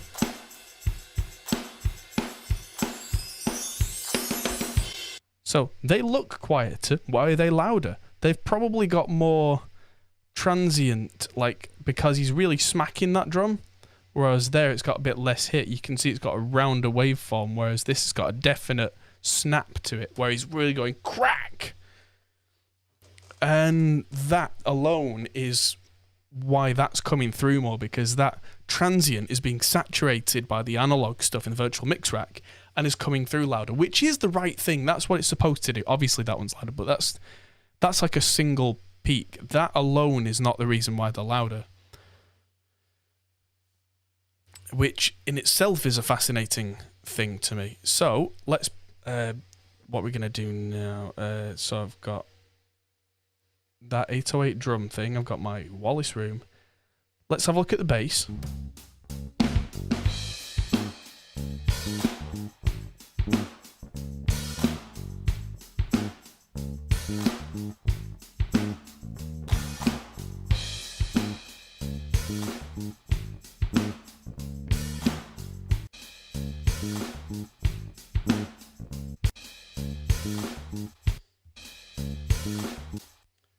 That one didn't even get through the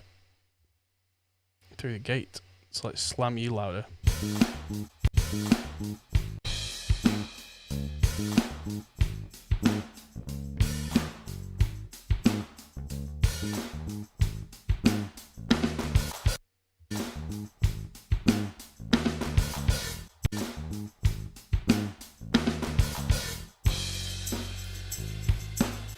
Let's just turn the gate threshold down by a couple of dB here.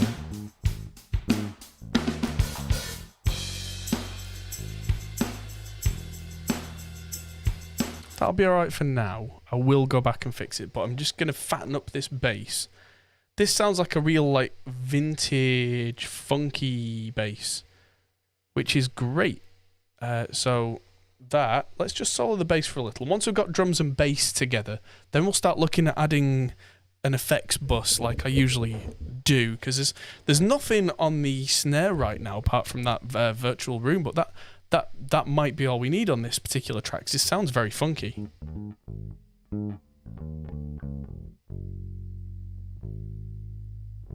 Plenty of high end on that bass. Sounds like...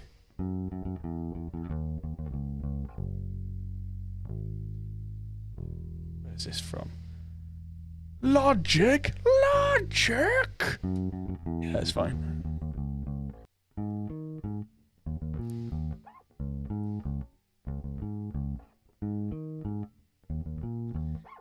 If I didn't know better, I'd say that our friend Rex recorded this.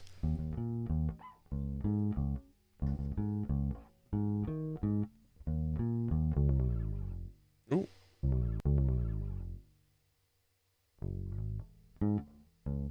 That sounds nice. So what I'm going to use... I'm going to use Thermionics Ampeg head, which is going to be really loud. Ooh, don't need that much gain by a long way.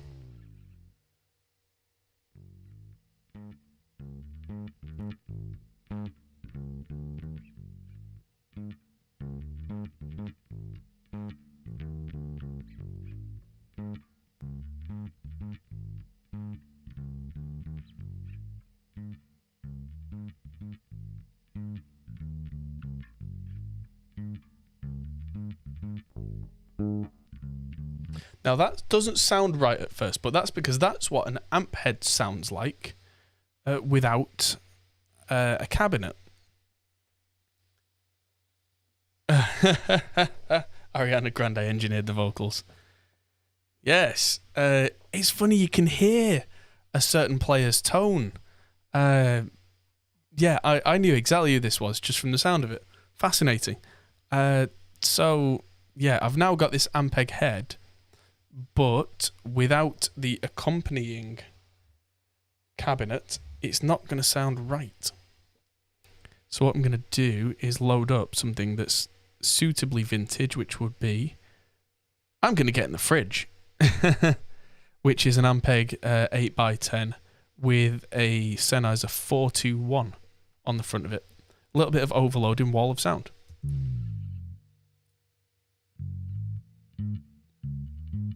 There we go. So, without the amp, sounds nice. With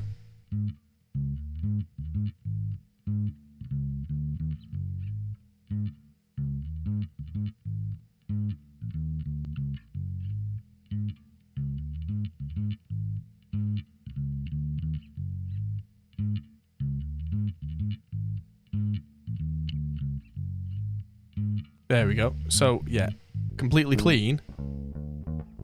Sounds okay. Sounds good. With, that's a big fat bass sound, so...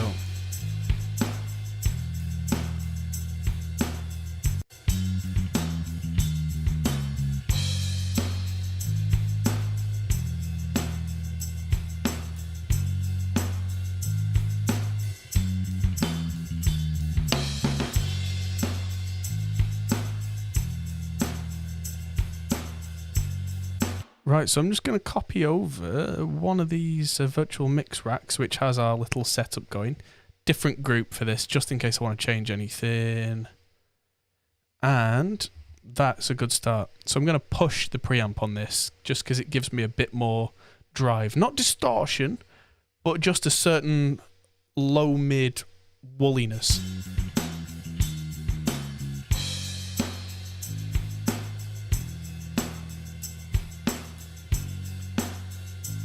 Then I'm going to drive a compressor 4-to-1 Circuit 2 is kind of octo, so there we go. Getting a few dB out of that, and then use the makeup gain to bring it back.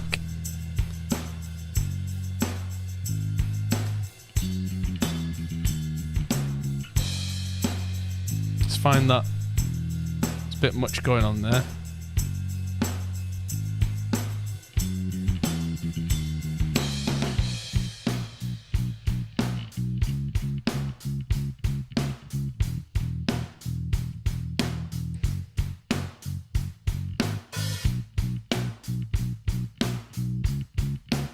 Oh.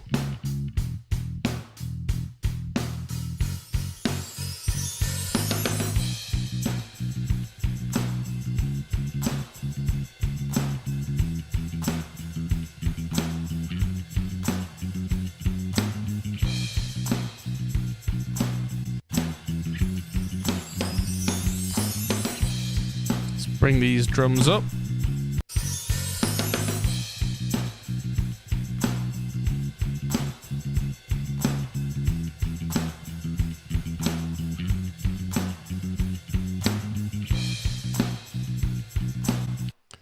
Bring these two down. I'm being quite sloppy with the edits here because the gate is allowing me to do so.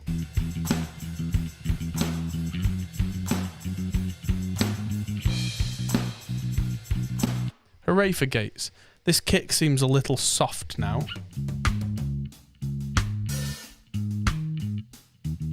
Kick could have more weight to it. So I'm going to use the custom lift. Add punch in the bottom. Oh, yes.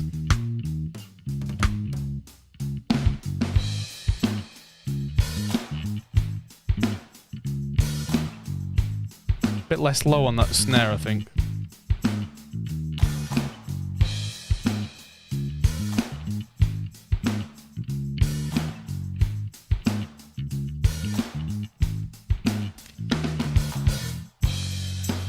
How am I selecting certain sections of the snare track? I'm using S for split. I'm using the S key. That literally just chops things up.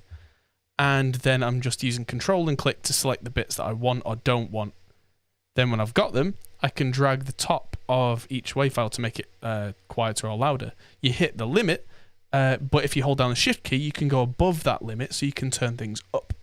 It's a good safety measure, I think, having that on a Shift key, so you can't accidentally, like I used to do in Cubase a lot, accidentally have like a 20 dB boost on something and blast your ears out and go, ah! You have to purposefully hold down Shift. Thank you to Dakota Haken in chat. Yes. There's a lot of cool stuff that I've picked up over the years, and it's really interesting to be sharing it with everybody. And being on stream means a couple of things for me. Firstly, I obviously get to share all this with you, which is great, and I'm very grateful to be sharing everything with you. But it also gives me a kick up the backside to get things done, because I have so many things on my plate at the moment. This is the time where you will mix, and the world will see. And also, it means that I'm not cutting corners. Not that I do that very often, but I'm very definitely not just throwing something out there when, I'm very definitely making sure I do things right first time, which is great. So now let's just listen. So next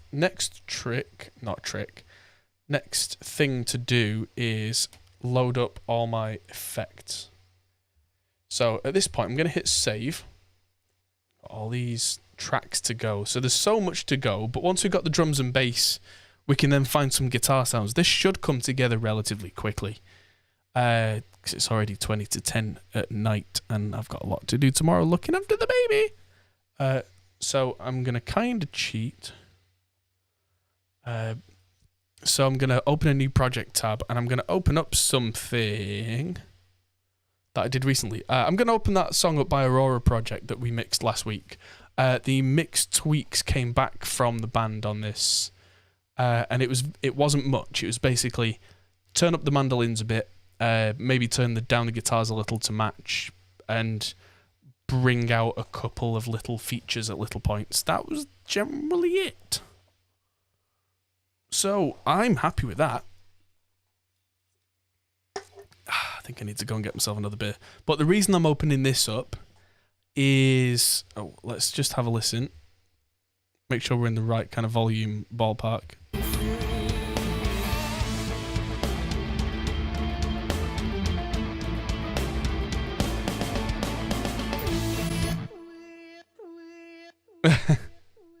So the reason I've opened this up is behind my head, and I'm just going to turn this camera off for a second, is all my effects. I've got a small room, a vocal plate, a different plate that I use for the snare, and a delay that I always have these by default. So I'm going to copy these, and in this song I'm going to paste these tracks. So literally just Control-C, Control-V.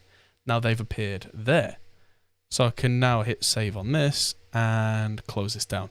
I might end up changing some settings on here, but this to me is the equivalent of having a rack of reverbs and delays that I always go to at my side in a hardware-based studio. Hello again. Okay. So yeah, that is my equivalent to having kind of reverbs and delays that I always use without having to spend half an hour setting them all up. So what I can do now, yeah, there's so many cool features. It's crazy. Like the fact that I can just open up 2 projects and just copy paste between them.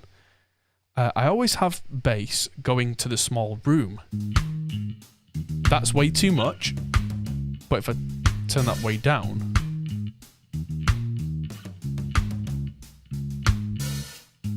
there we go. Just that. Oh. Just that little bit there.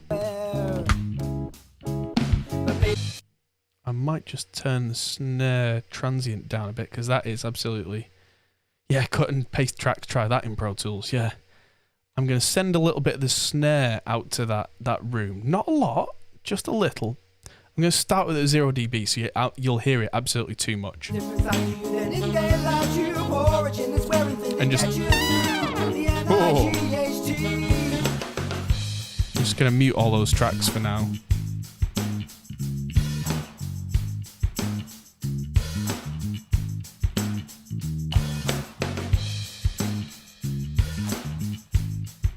There we go. So we can actually see that our drum group is too loud. I mean, that snare's going to digitally clip because there's so much transient on. But that's being fed into this virtual tape machine, which is shearing off that transient. And because Reaper is all floating point, it's being sent to that tape machine with all the stuff above 0 dB intact until the virtual tape machine decides. Why not save the effect tracks as a preset? You can add without opening another session. Good question. Firstly, I should do that. I used to do that. What happens is that my process is probably a bit more iterative. Whereas someone like Chris Lord-Alge, CLA, the almighty CLA, bow down before him, we're not worthy. He basically has, I use this setting for this, I use that setting for that. I'm still changing, and what happens is that every album, every mix that I do, I end up changing things, finding new things. And when those effects are done, they stay there. I then kind of like that, and I never get around to saving that as a separate set of templates. So, yeah. I mean, not every kick sounds the same. Yeah, but that's not the same thing as this. It just, like, if I find things that I like, then they change subtly as I go. And it can turn out that 6 months from, like, if I'd saved a template, I find myself whenever I do that, and I have done that in the past, where I'll start to load up those effects from that template that I made, and then change half the settings. Because I might have found a more appropriate room sound. I might have found a delay that's got a certain filtering that I like. Whatever it might be.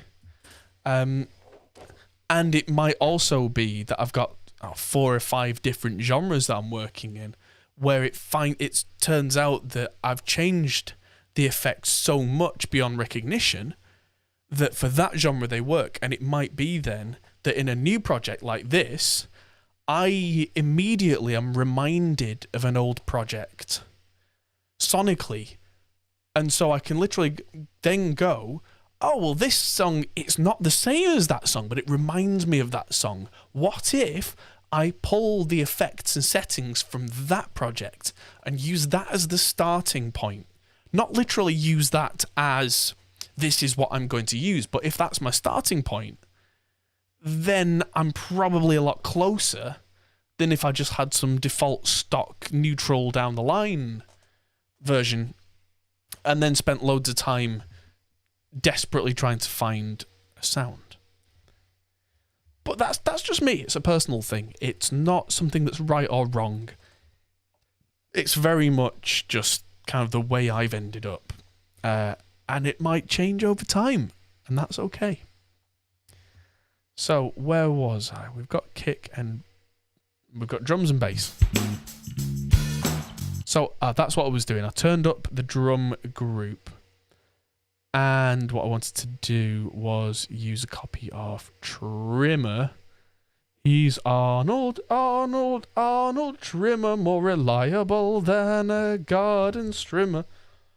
So I've just taken 6 dB off the drum kit because I personally like to have my faders near 0. It's just a personal thing. And so this bass is, I mean, he says with the bass at -7. So I'm going to bring that down with the trimmer as well. So where's trimmer? Trimmer, that's probably going to be more like -9, I guess.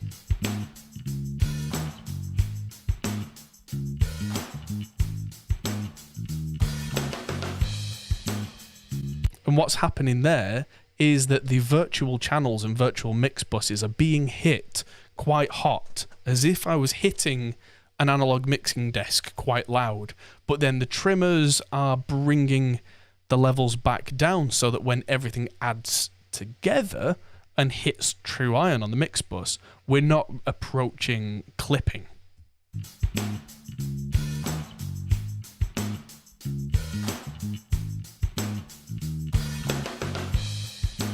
So that's, yeah.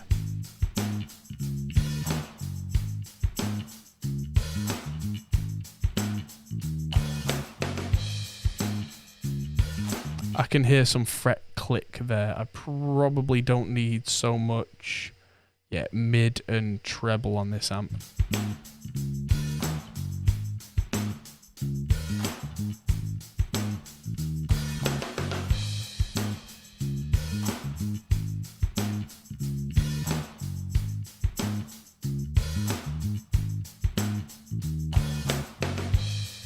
So I just turned up a little of the 100 Hz on this custom series equalizer, which is based on kind of a valve-based passive EQ. So it's kind of Pultec-ish, but it's not a Pultec.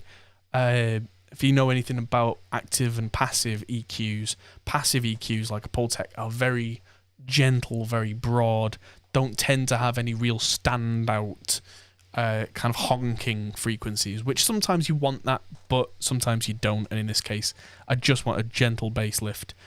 Something that I've found a lot with especially virtual amps is if you try and use this cab doesn't have one, probably for good reason. If you try and use an AKG D112, which is referred to as the egg mic, because they look kind of like an egg with kind of a silver side and a black side and a blue stripe, you know the one. They've got a big natural kind of low end bump in them, but I find it's at the wrong frequency for bass. I find it's at the wrong frequency for kick drum a lot of the time, because it then kind of fluffs up the mid-range and it sounds really woofy, which is really difficult to EQ out. Whereas if I use a Sennheiser 421, which is more of a straight ahead dynamic mic, I use them on bass cabs all the time. It's wonderful. And they have a much more even frequency response. And even is good on bass. If I want more low end, I can use an EQ at some point then to dictate exactly where I want more low end, whether it's going to be sub, whether it's going to be low like 100 hertz, whether it needs more body at 160, 200. I get the choice. And so that's now generally my go-to is some kind of 8x10, whether it's this fridge, which is the Ampeg, or I've got the Brit fridge, which is my own capture through 2 notes. I've got the Marshall 8x10 with and without a tweeter. I have the choice by using a Sennheiser 421 of which frequencies I want that low end to come in at. And as you go up and down the scale on the bass, sometimes with certain amps and mics and cab setups, you'll find it goes ding ding ding ding ding ding, and a couple of notes really resonate and really don't sit in the mix and jump out. And that's what's happening with something like a D112 mic, is that they have these resonant frequencies, which if you're using it on a kick drum, not a bad thing necessarily, because kick drums, when you're hitting them consistently, they make one note. So if you tune that with a PA system, that can give you quite a pleasing sound. Personally, not my thing, but that's okay. But with a bass guitar, it's like even, really loud, really quiet, even, really loud, and it imbalances the whole setup, and then you're fighting it for the rest of the track.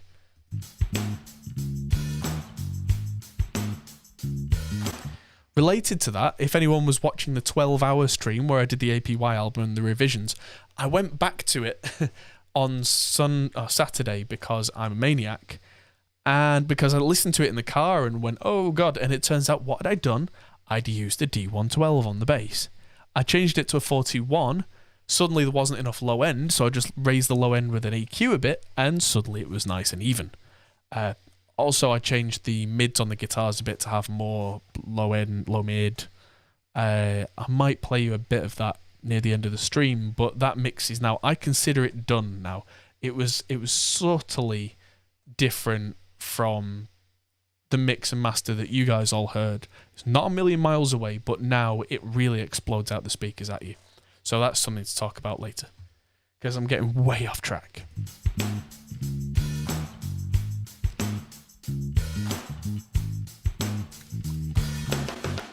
Right, let's go through this track and listen for snares that don't pop.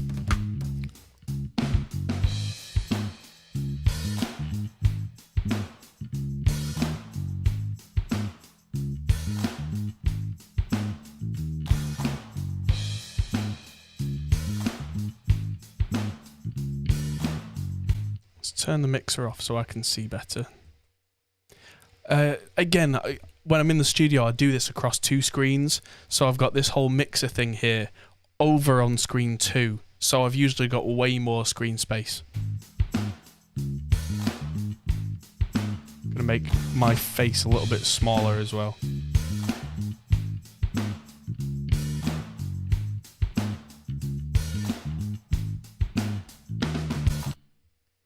There we go. I know there are plugins like Sound Radix Drum Leveler, and I'm definitely going to look at stuff like that in the future, because that could save me a lot of time here.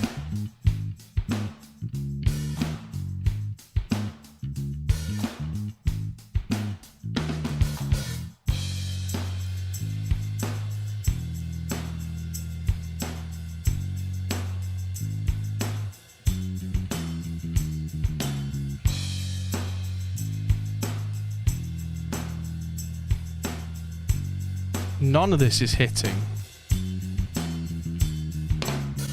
up to there, so I can turn all that up, I think.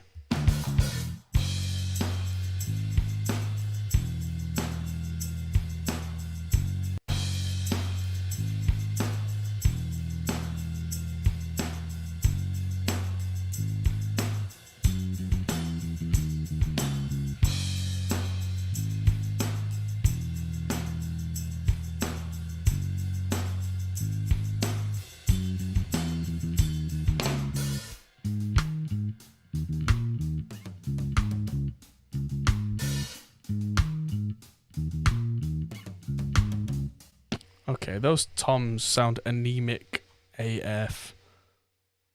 So, first thing to do here is I'm going to add trimmer before everything and whack that up.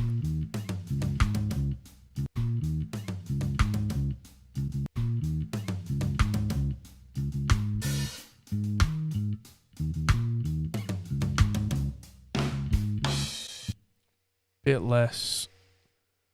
And these don't fit the rest of the track. So I'm going to use an EQ before the compressor.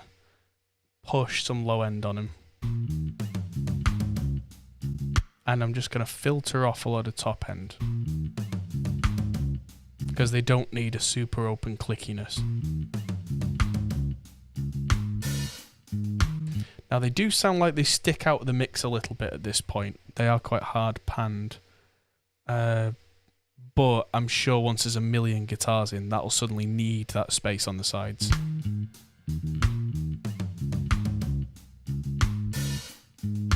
So we'll leave them for now.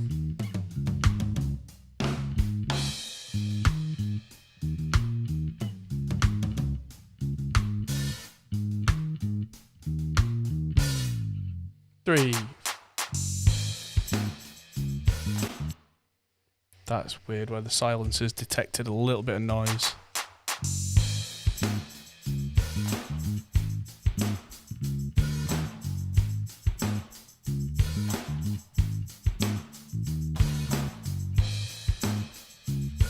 Bring all these up.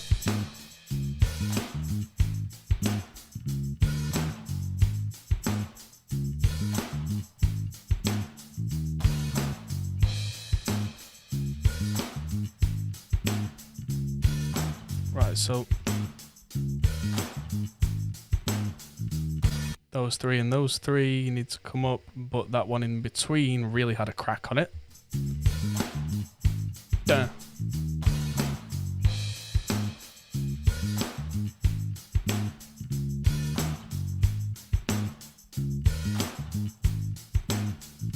Da da da da da.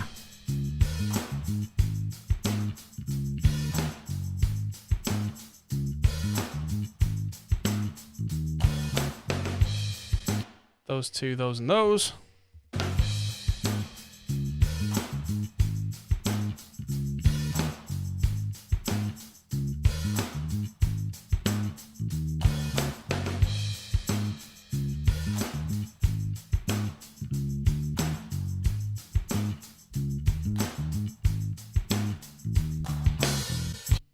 Those two and those three. Are there any changes in Reaper 6.11 that have made me happy?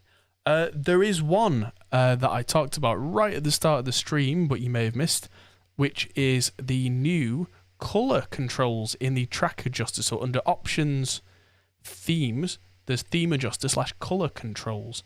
And so what I did is I've changed everything. So it was a lot darker on the UI. So I've brightened everything up a little bit because I like things a little brighter. I can change the hue of everything. So that's changing all my buttons. I can actually also affect project custom colors. Blah. So that's actually changing all the gamma on everything. Oh yeah, so I can make things brighter because I actually like pastel-y colors a little more. I find that presenting things to me in a really high contrast, high color way can give me a headache after a while. I like bold colors, but there's only so far. But the saturation, you can make it a little more subtle. You can completely black and white it if you want. Doesn't seem to affect the spectral peaks. But yeah, I could completely make everything black and white. So if I had like total color blindness, I don't know if that would make a difference to anybody. But the option's there. And then yeah, you can cycle the tint of everything round. And so I like this. Custom color track names. I guess that means something, but yeah, in there's all sorts of things that you can change about the way that Reaper's theme looks. Oh yeah, the crash counter. The crash counter. Hi Scott. The crash counter's at 0 today. I like the crash counter being at 0. Since I did the 12-hour stream, just for fun, when it crashed 3 times in 12 hours, which is still good going. And it was Melodyne every single time. Yeah.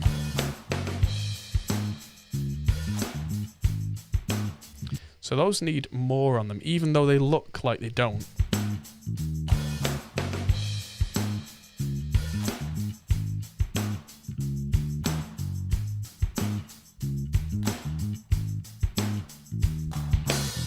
Whoa. That's too loud. Sounds nice, but whoa.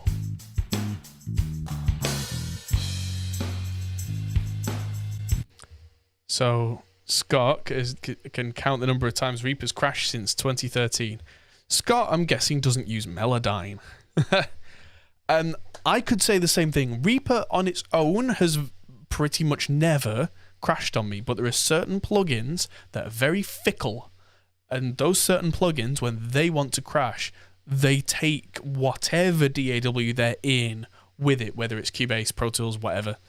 Yeah. Melodyne is kind of a fickle friend of mine.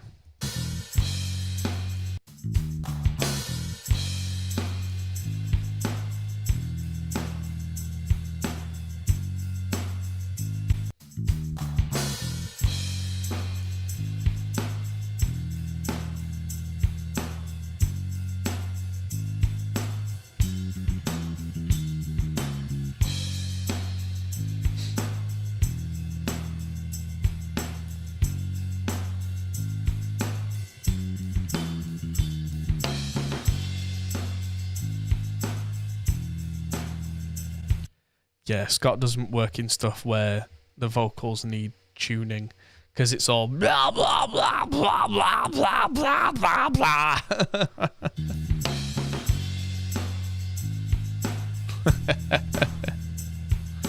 That's my attempt at screaming, by the way.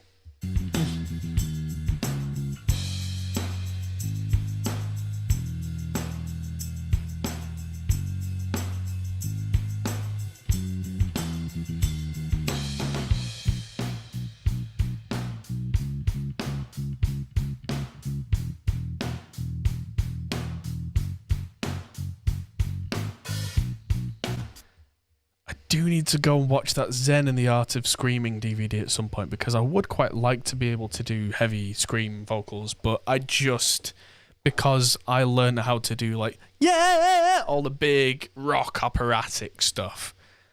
Like I was brought up on Queensryche and Rush and Maiden and all that kind of stuff, and then I found Dream Theater as a teenager. I always wanted to be big, clean operatic.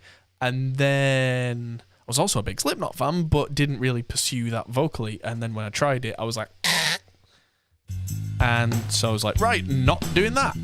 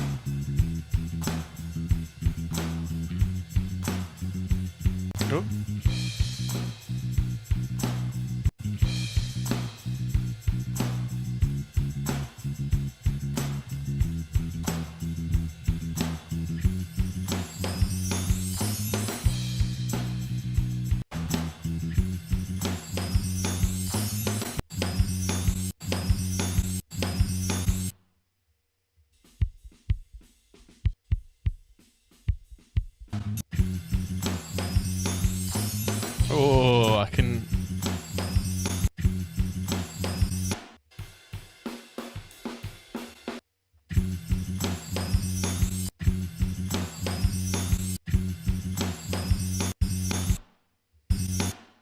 Ba-bum.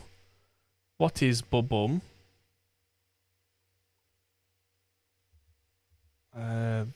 That probably needs moving a little.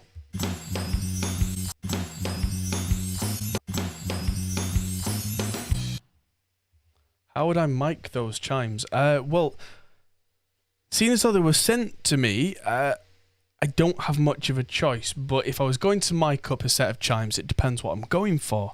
Is it a soft round chime, in which case it's a stereo pair of ribbons I'm going to use, because you can always lift high end on ribbons. Is it supposed to be super sparkly, in which case large diaphragm condensers tend to have that thing. Is it supposed to be really kind of neutral? Small diaphragm condensers.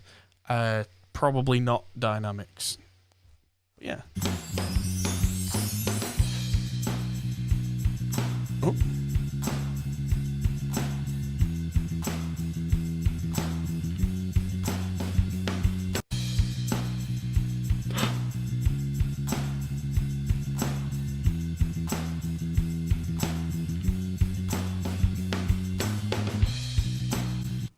Right, at this point I'm going to do a couple of extra things, because now I've done the snare to be as consistent as possible. So now I'm going to do another couple of things. Let's have a look at this snare. Because there were a couple of hits on there that were just so heavy that they're just killing everything. They sound great, but it's just in the mix it's going to be too much. So what I want is to add some sort of limiter on top there. What have I got? Or maybe a clipper. Have I got K-clip? K-clip 3. There we go. So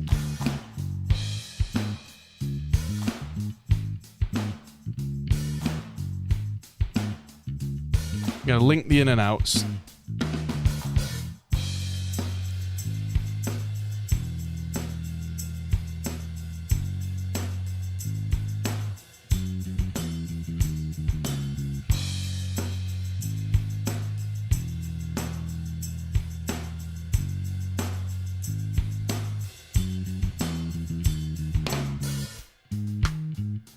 I'm going to put this on crisp mode. And just knock a couple of dB off this snare.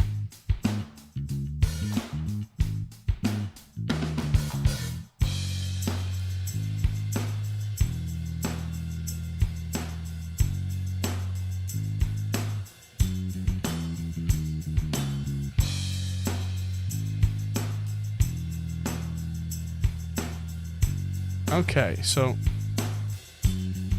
if anything, I can give it a boost.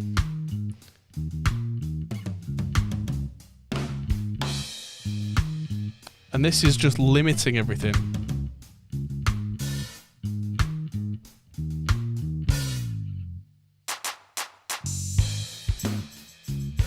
That's shaving several dB off there. I don't need that much, I don't think.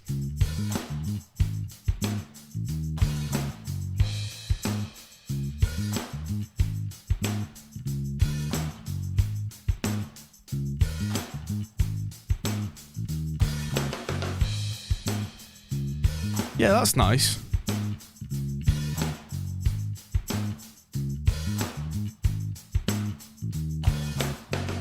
Because on the big notes there, that's just shaving a few dB off the top of the crack, which means that I've now got a more even snare. And the next thing is I'm going to do the dirty thing and have another copy of trigger with another snare on it. So this is just going to be not that. This is going to be a very similar sounding snare to what we already had. Hopefully.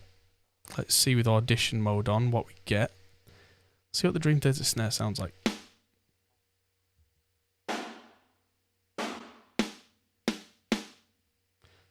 That might be it, actually.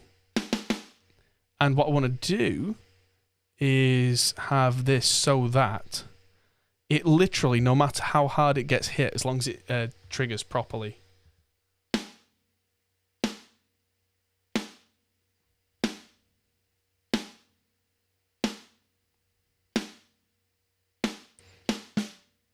There we go. Right, so I need that to be more sensitive. I want the velocity to be like lots.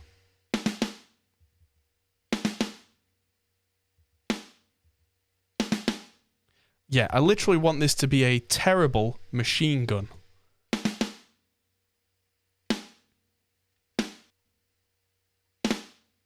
Yeah, there we go. That sounds horrible, but that's very much on purpose. So what I can do is not have that at all and just bring it up to reinforce the snare so that on the softer hits, it kind of supports it.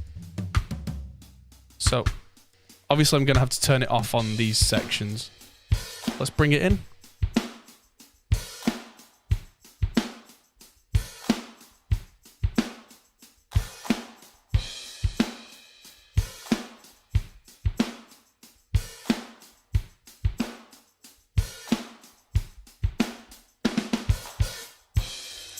That's really nice, actually.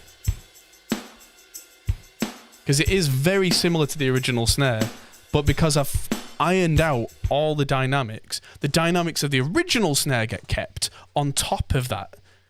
But that's now going to make it sound far more even without me having to kill the original snare with compression. So...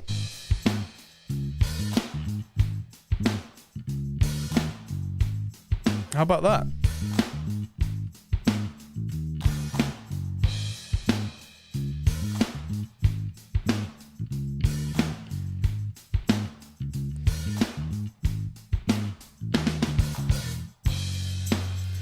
It's funny, you can use Reaper's own, if you did it using Regate, which produced a MIDI note into Samplomatic 5000, you could achieve exactly this result where I'm purposefully aiming to not translate the dynamics across so that I can do this kind of... This is almost like a weird way of... this is a weird way of doing like almost a parallel mix bus thing.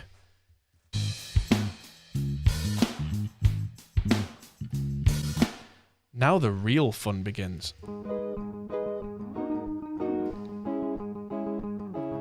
Oh, blimey. So this is where there's so many guitar tracks, it's gonna get a bit crazy.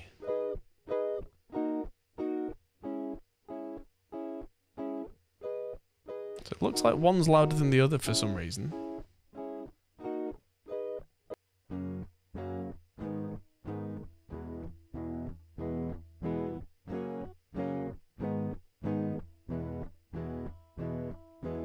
So I'm just going to bring that one down to roughly match.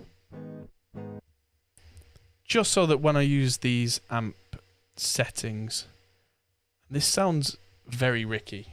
So I'm going to bring in THU Slate.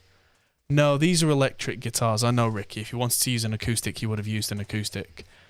So I'm going to start with some clean rigs here. What's in Rig Player? I've not used Rig Player. Overloud Custom Clean.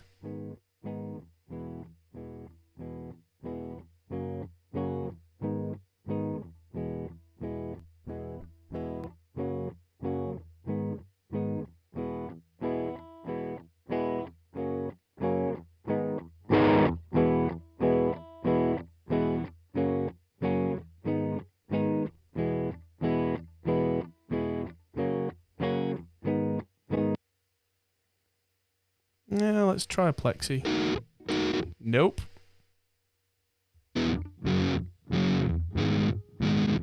Nope.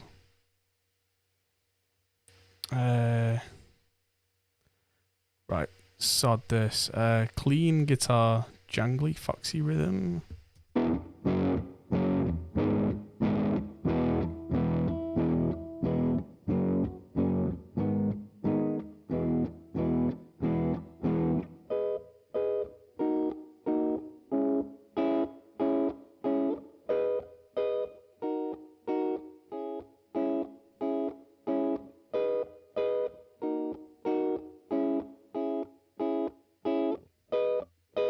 That's more like it. Because I want to send this to my own... yeah, there we go. I'm going to EQ the tone a little, I think, before that amp there. Because that sounds okay. But it sounds like the guitar's a lot kind of bassier than I usually get from Ricky.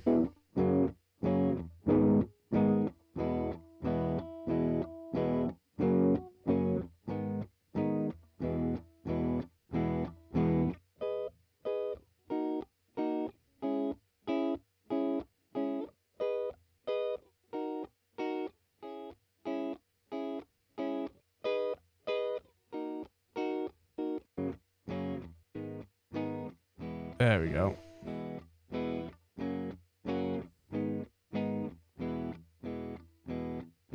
And that's quite nice. Right, so we're basically running an AC30 at kind of middle volume here.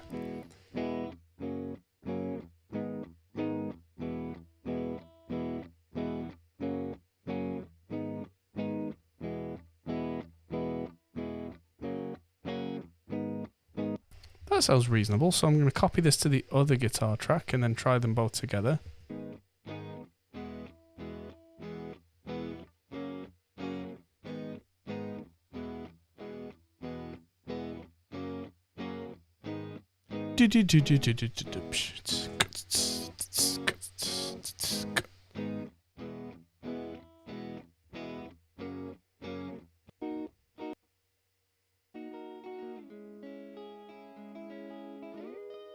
There we go. This is sounding very Ricky-ish to me now. So I'm just going to mute the other guitars and pull this into the mix.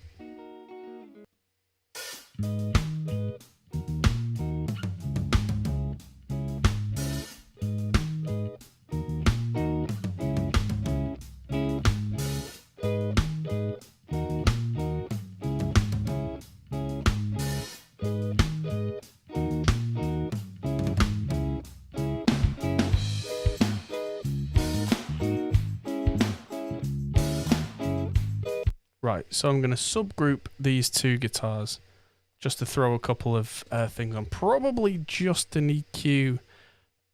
Might use a little compression on these two guitars separately because their levels do seem quite all over the shop. Any mics I'd recommend for guitar and bass? What sort of genre are you looking at? What gear do you have? Give me more of an indication of where you're going before I give you a recommendation. So, no low end here.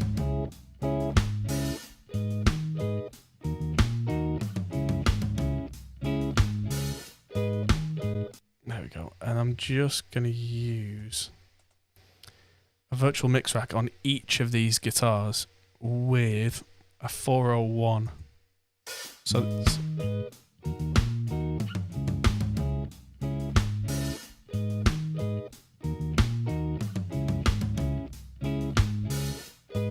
there we go. So I'm going to copy that across. So hopefully that won't do much to that guitar on the left, but then as they go and the balances change, that won't end up kind of slowly skewing the pan.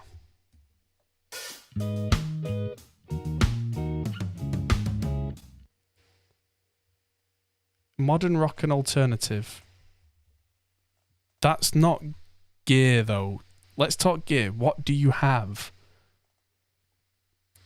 I mean, like, I wouldn't put a ribbon on some really fizzy fuzzy amp, for example. But you know, modern rock and alternative, you can use anything you like.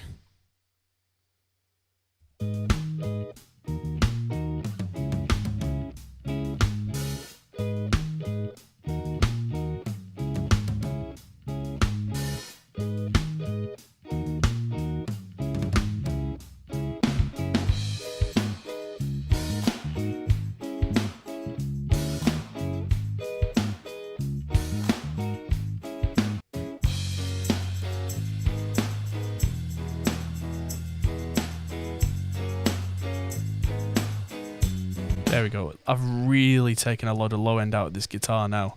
I'm way up at nearly 350 hertz, and listen to that. It doesn't sound bad.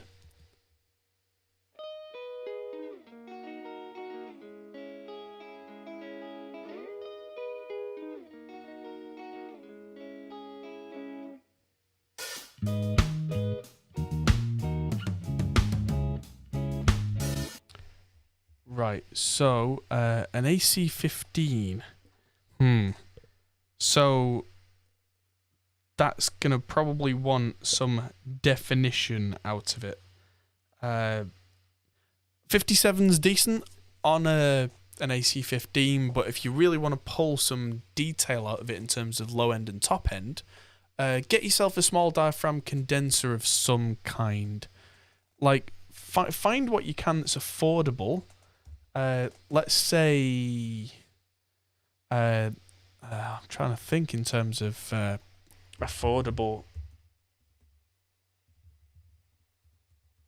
Helps when you don't absolutely ram your keys.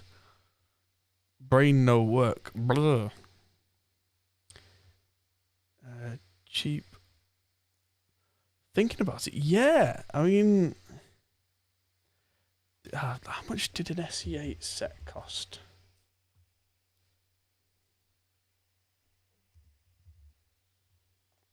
Yeah, I saw that you've got a 57.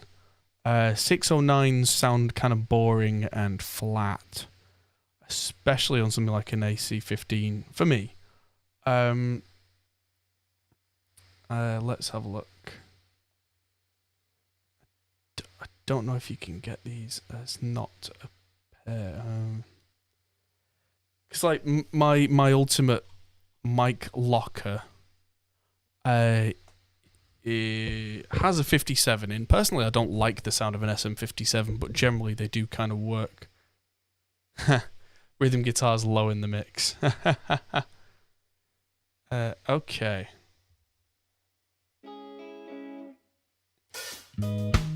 That actually solves a lot of problems.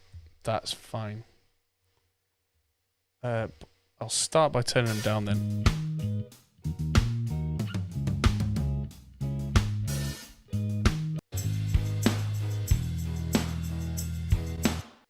So,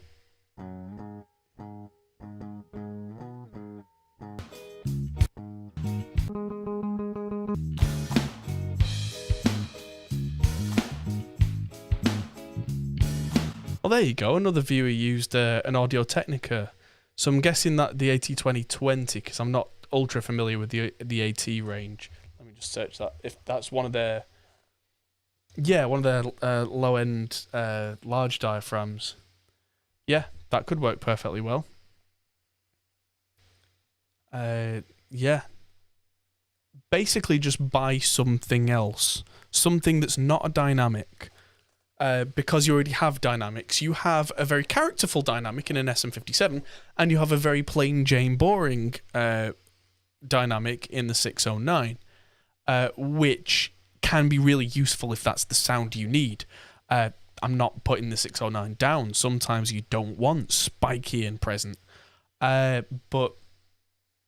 I mean, if you're doing modern rock and alternative, Lewitt's could work. I'm going to say I'm not a fan of Lewitt mics, but that's just, and I've got to say, that is just because I've not used them very often. And when I have used them live, they've been kind of broken, I think. I sincerely hope they were broken, but then they weren't my microphones. So a lot of people don't take good care of their mics, especially in a live situation. So I'm not going to put that on Lewitt, and I'm not going to say anything bad about them. I'm just going to say that I don't have kind of an opinion. 214 used. I wouldn't use one on guitar cabs. That's actually a very good shout. Yeah, take the speaker cable and run it into a 2-notes captor. Maybe not even a Captor X, just use a Captor, which is half the price, and then use Wall of Sound plugin, because then you get a choice of any cab, and yeah, that's actually a really good idea, because then you can run the AC15 pretty hot as well and not kill anybody. I've used 15s and the 30s before, but they can both kill a man at 5 paces. If you're stood too close and you've got the master up and you strike it, it will blow your ears out. Yeah. Good amps, though. Yeah, so what I'm going to do is I'm going to leave the rest of the guitars for now, because the guys have specifically said keep the rhythm guitars low in the mix. So I'm going to leave all the guitars low in the mix, and I'm going to bring in everything else. So then I'll work backwards and add the rest of the guitars. Not my usual approach, but if we're not going guitar-centric in this mix, that makes a lot of sense. We've got our rhythm section.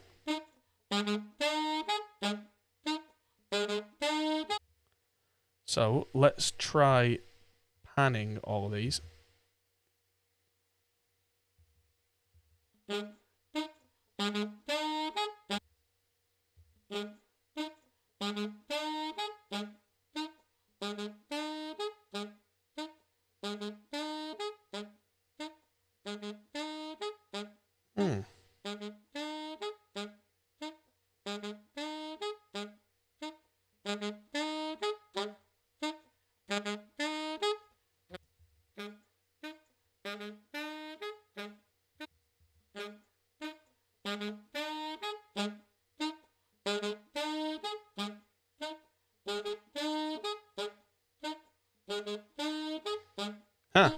Right, so I've actually got 2 saxes here and 2 room mics.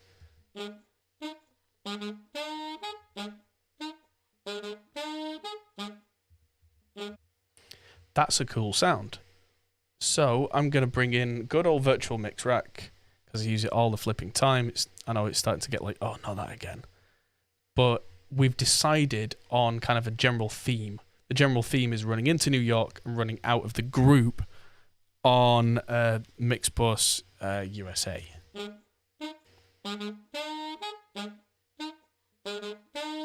So I'm going to push the saturation and push this. There we go.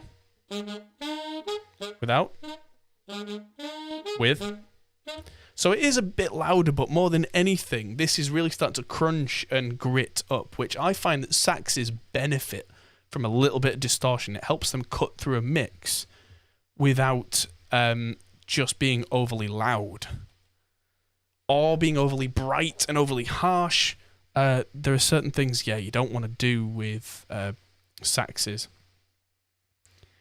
And then I'm going to put, there it is, the distressor on there, probably 3 to 1.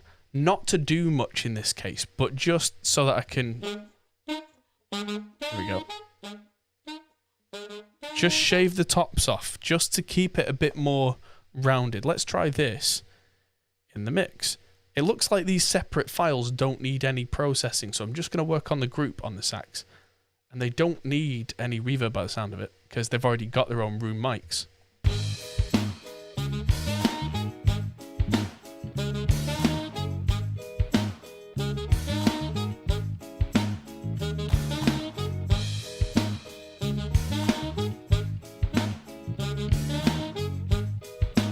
That sounds really good.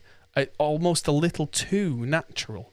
So I'm going to pull in a knee EQ, because a knee EQ after the compressor is quite broad, quite gentle. I can hear kind of the low mids. There's a fullness, and I want to pull some out. So probably around that 700 hertz mark, maybe a little lower. I'm going to push this up, and you're going to hear the kind of roundness of the saxes come out to play.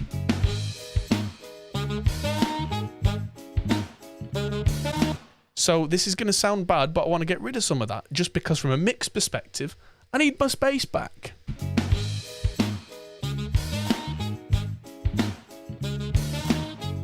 There we go. You see how they're a bit, because I've taken some of that body out, they're now a bit more rude, almost. I can push the output up a bit, maybe this distressor, to bring some level back.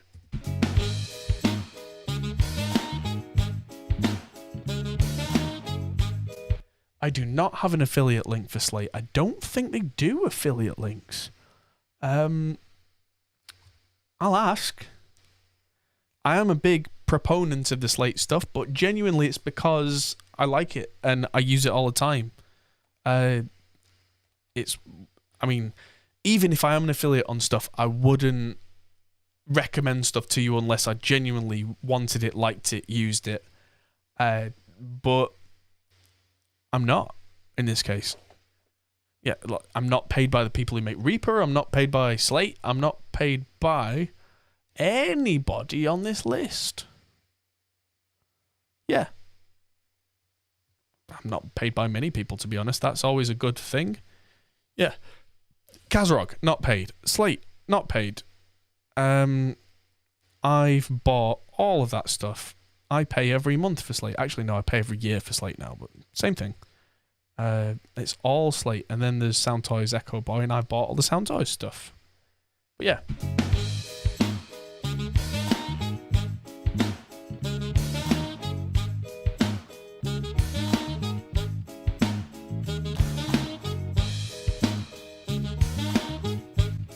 Yeah.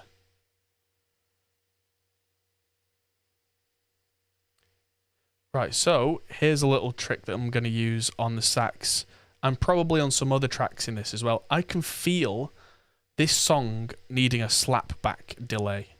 Slapback is very 70s, there's quite a bit of it in funk as well.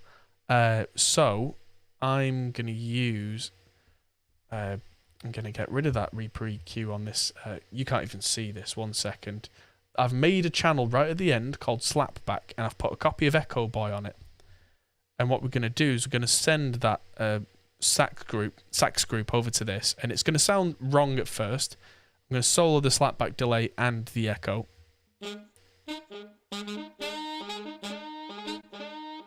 That's not a slapback. That's not what we want. We want to change the mode back to single echo. Have it on time, somewhere around 160, 170 milliseconds, no feedback. And this should have a ba-bum, ba-bum, ba-bum kind of thing.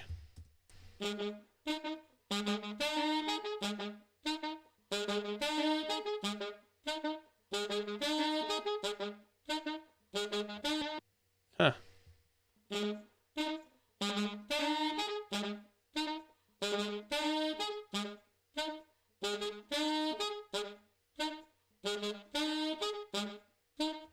It was too loud. That's the other thing, is I brought the level down by quite a lot there. So I can tweak this to have more of a stereo offset in the tweak settings. And I usually tend to use... what do I use for this? Yeah, an Echoplex is quite common for me doing this. And so, yeah, the saturation was way up. That's the other thing. So this is literally now a single echo with no feedback. But because it's a soft, well-cut delay, this is without...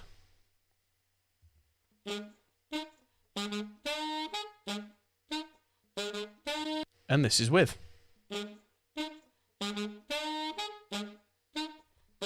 Suddenly sounds huge.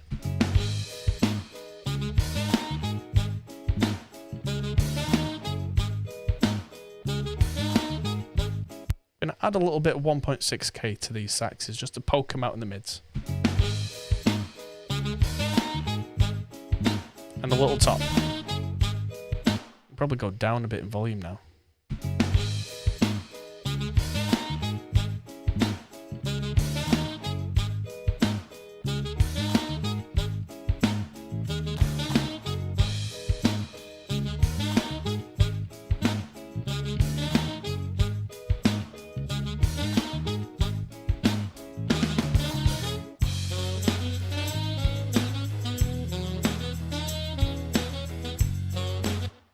Yeah, I don't want to send these to a reverb as well, because these already have quite a lot of roominess on the recordings, and I don't want them to get lost. If they were dry, like dry, I would definitely be sending these saxophones off to one of the reverbs, but I think they've got plenty going on. So I think it's time to bring in our main vocal, and I'm going to just quickly mute our doubles for now and just start with... I love it in the morning when I wake to find you there. There's a pillow mark in your face and tangled hair. There's a scar upon your neck, but you don't care. You put on your face fresh clothes and underwear. Okay, so... I love it in the morning when I wake to find you there. What I can hear on this recording is there's quite a lot of roominess already on this recording, so I can't compress the absolute living daylights out of this, which I can do with a super dry vocal. So I'll have to be careful with that my usual techniques won't work. Your kung fu is no good here. So I'm going to start on the vocal group just with some flavor. So I'm going to try my best to use as little compression as possible and some old school saturation techniques. So I'm going to be using 16 track tape on the old type of tape on 15 inches per second, and that should already change the tonal palette. I love it in the morning when I wake to find you there. There's a pillow mark in your face and tangled hair. Compared to... I love it in the morning when I wake to find you there. That's already started to tame some of those big bits. Let's use true iron on the vocal group again. And just leave that pretty much where it is. Push the strength up a little. I love it in the morning when I wake to find you there. I love it in the morning when I wake to find you there. There's a pillow mark in your face and tangled hair. There's a scar upon your neck, but you don't care. There it is. You put on your face fresh clothes and underwear. Yeah, sounds nice. So, let's pull up a virtual mix rack. What do you know? So this, the name of the game here is going to be saturation over heavy compression. My usual go-to is heavy compression on vocals, but like I said, I don't have the option. So I'm going to saturate a little bit here, not push the preamp on this, because I don't want it distorting when it gets loud. I just want it to get kind of thick. I'm going to, just as a habit, take out a lot of the high-pass frequencies there.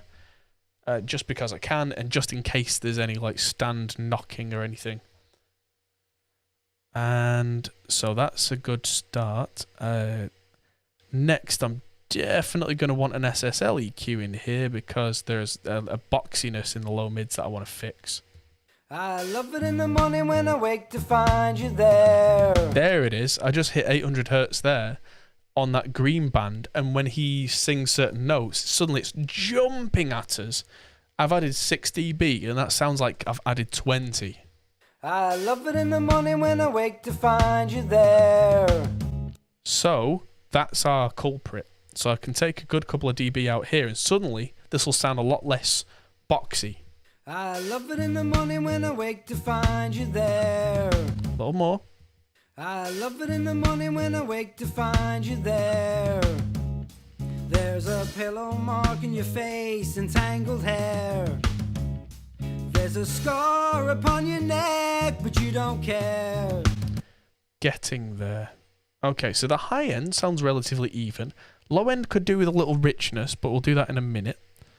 Next thing, I'm going to use a compressor, but I'm not going to kill it. I'm going to use 401, circuit 2, which is the optical. Maybe 3.5 to 1, round there. And try, when he's singing quietly, to have it basically not move the needle.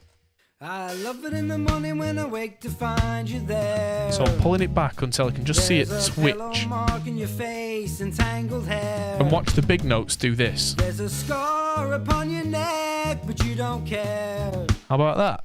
I knew what it was going to do, because that's the aim, is I pull my threshold back on a compressor when I'm doing this with trying to smooth the vocal out, so that I can just see it just doing a little something on those kind of regular level vocals, and then when they blast, it starts to pull things back. I love it in the morning when I wake to find you there.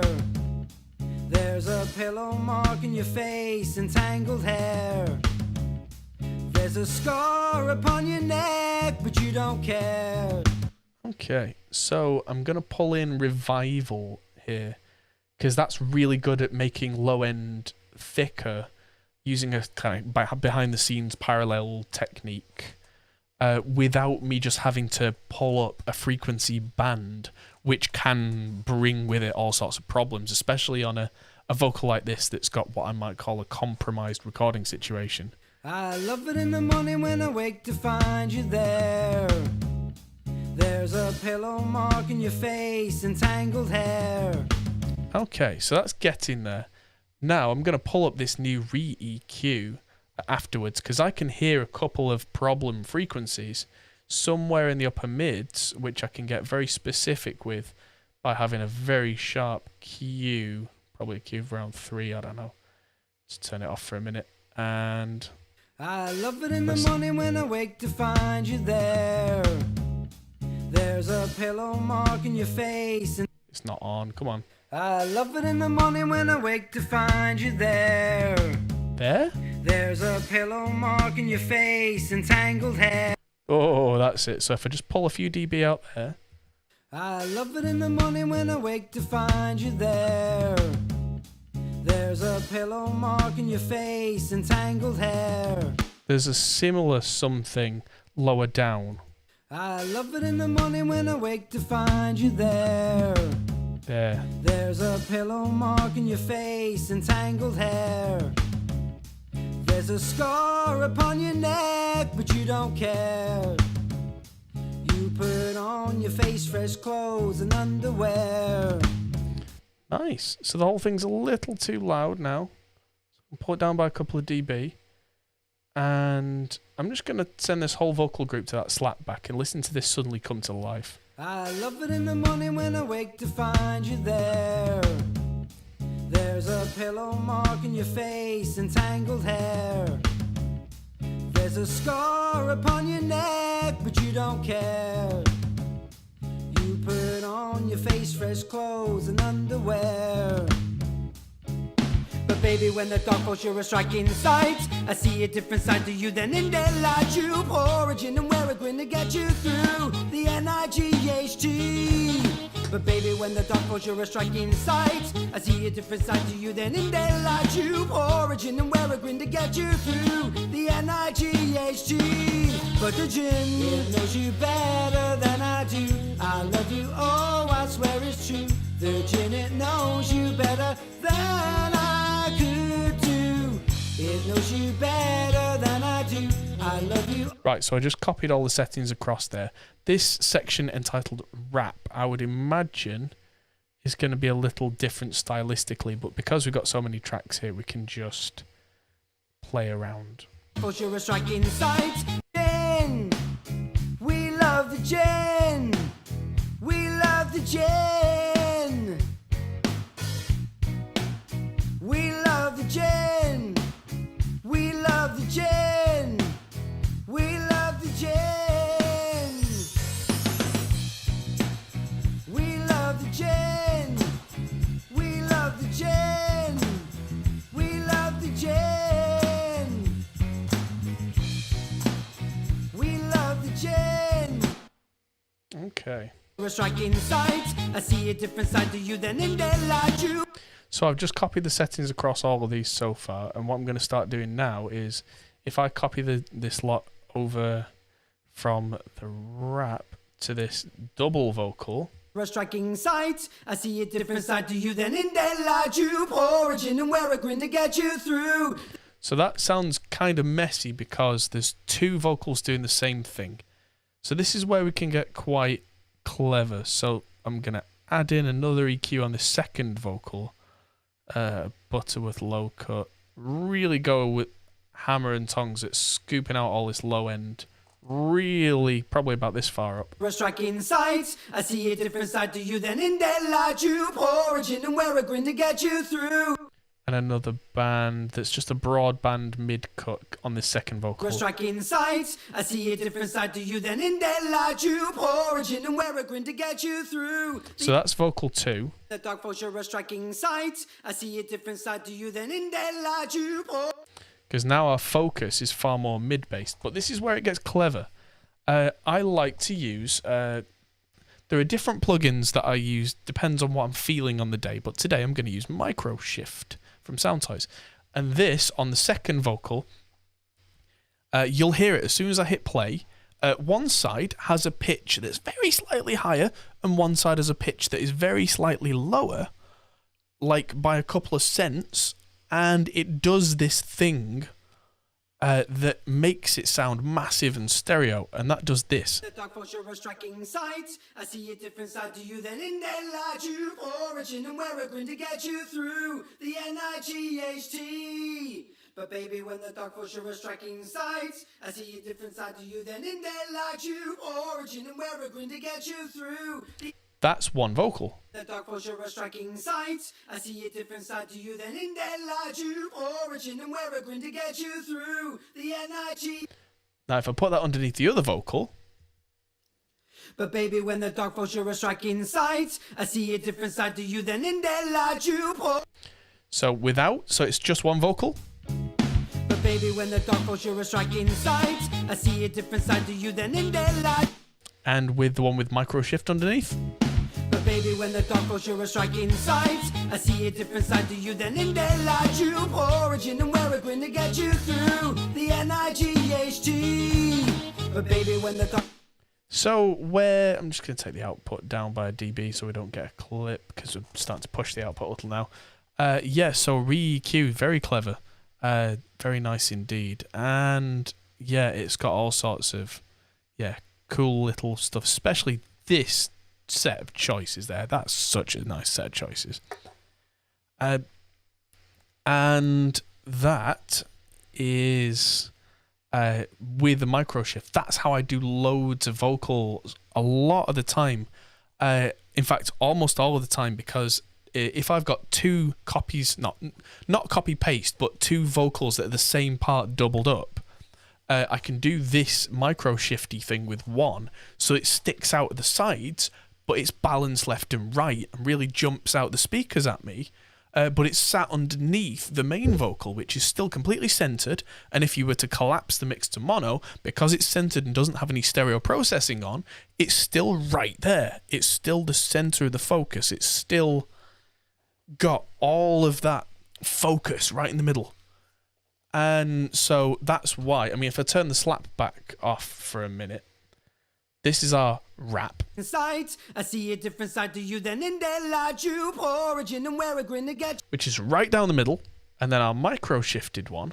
Sight, I see a different side to you than in their light. You origin and we're going to get you through the... So that re-EQ is made by some rather nice dude on the Reaper forums. I literally just I can't remember who told me about it. Was it Scott? It might have, no, it can't have been Scott from Chernobyl, because he's who was it? I can't remember. Someone told me about it last week, and I saw it and was like, "What is this?" And it's now my new favourite thing, which is really sad that my favourite thing at the moment's an EQ. But what are you gonna do? And so yeah, that. Sight, I see a different side to you than in their light. You origin and we're going to get you through the NIGHT. But baby, when the dark for sure a striking sight, I see a different side to you than in their light. You and that slap back just fills the rest of the mix out there. But the gin, it knows you better than I do. I love you, oh, I swear it's true. The gin, it knows you better than I could do. It knows you better than I do. I love you, oh, but baby, when the dark for sure a striking sight. Okay, so what I think I'm going to do with this wrap, now that I've got this cool stereo thing on it, is I'm going to take that low cut away, use the low cut on the SSL, which is far more, what's the word? It's far more surgical. But baby, when the dark for sure a striking sight, I see a different side to you than in their light. You origin and we're going to get you through. So I've really pushed that up. And... But baby, when the dark for sure a striking sight, I see a different side to you. I'm going to push the preamp on this channel, really load it. But baby, when the dark for sure a striking sight, I see a different side to you than in their light. You origin and we're going to get you through the NIGHT. But baby, when the dark for sure a striking sight, I see a different side to you than in their light. You origin. So I'm really distorting this now. So this is the rap, and I'm really going for it. I might back that off a little. It might be a bit overkill. But baby, when the dark for sure a striking sight, I see a different side. But because I've got that not distorted, micro shifted one, which is there. Let's see how they blend. But baby, when the dark falls, you're a striking sight. I see a different side to you than in daylight. You origin. Yeah, let's see how this fits in the mix. But you don't care. So this is our clean section. Put on your face, fresh clothes and underwear. Distortion. But baby, when the dark falls, you're a striking sight. I see a different side to you than in daylight. You origin and we're going to get you through the NIGHT. But baby, when the dark falls, you're a striking sight. I see a different side to you than in daylight. You origin and we're going to get you through the NIGHT. But the gin, it knows you better than I do. I love you, oh, I swear it's true. The gin, it knows you better than I could do. It knows you better than I do. I love you, oh, I swear it's true. The gin, it knows you better than I could do. The glass tinkles, there's a sparkle in your eye. Cool. When you add the ice and lime, you start to cry. Just gonna generally take some low end out of this verse vocal, which will then sonically match the intro, just so because it sounds a little muffled now in comparison to everything else. Then I could do. The glass tinkles, there's a sparkle in your eye. When you add the ice and lime, you start to cry. There it is. If I loved you anymore, I swear I'd die. But you need a stronger man, not some wimpy guy. Gin. Baby, when the dark falls, you're a striking sight. I see a different side to you than in daylight. You origin and we're going to get you through the NIGHT. But baby, when the dark falls, you're a striking sight. I see a different side to you than in daylight. You origin is where until they get you through the NIGHT. Baby, what do you say? Those awful words that made. Okay, I'm going to bring in the backing vocals in just a minute, but just out of curiosity, I'm going to bring in some trumpets now. You need a stronger man, not some wimpy guy. First verse had more high end. Upon your neck, but you don't care. On your face, fresh clothes and underwear. But baby, when the dark falls, you're a striking sight. Yeah, so? It's all about contrast for me. It's going from one section to another section to another section, and they all sound different, and that's okay. It doesn't have more high end, it just has kind of a different tonality. On your face, fresh clothes and underwear. But baby, when the dark falls, you're a striking sight. I see it. Probably has exactly the same amount of high end, but because this section has more distortion pushing the mids, it gives you a slightly different appearance of tonality, which if you were to listen to this on different speakers or different headphones, you will hear something different, and that's where mixes can play tricks on you, and you've got to hold your ground and be confident. If I just solo these, On your face, fresh try listening clothes and underwear. try listening to just the high end if you can in your mind, and you'll notice that it doesn't really change, but your perception in the mix might change. On your face, fresh clothes and underwear. But baby, when the dark falls, you're a striking sight. I see a different side to you than in daylight. You origin and we're a grin to get you through. Than I do, I love you, oh, I swear it's true. The gin, it knows you better than I could do. The glass tinkles, there's a sparkle in your eye. That high end there was pretty consistent, but when I turn on the rest of the mix, whatever you're listening on might play with your ears a bit. Than I do, I love you, oh, I swear it's true. The gin, it knows you better than I could do. The glass tinkles, there's a sparkle in your eye. When you act. Yeah, there are less mix elements, which means that suddenly the high end is less kind of masked. Which, yeah, again, listening on different monitoring systems will start to reveal stuff like that. It gets very interesting very quick. So, oh, gee whiz. Let's turn that down. Is that the same? That is the same thing twice, I'm sure of it. It's not different mics, I don't think. Oh, that's mono.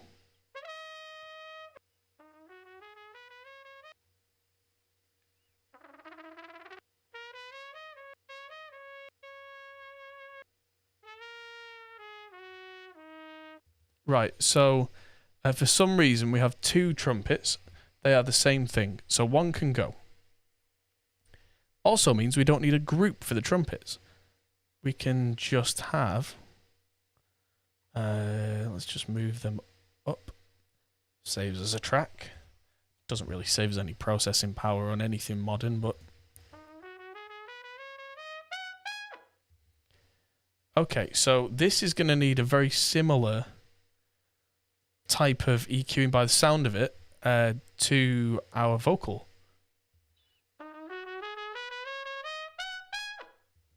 Yeah, there we go. I could tell fairly quickly because the room reverb wasn't that different. There's quite a lot of room here. Now I can use tons of slapback on a trumpet. Suddenly this will sound... Suddenly that sounds instantly like a film noir. I'm going to add a little bit of small room. And I am going to add a little bit of the vocal plate to this.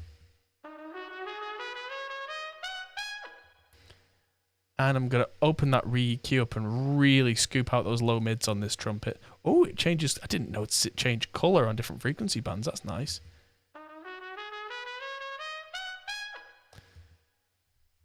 Yeah, that's cool. Need a stronger man, not some wimpy guy.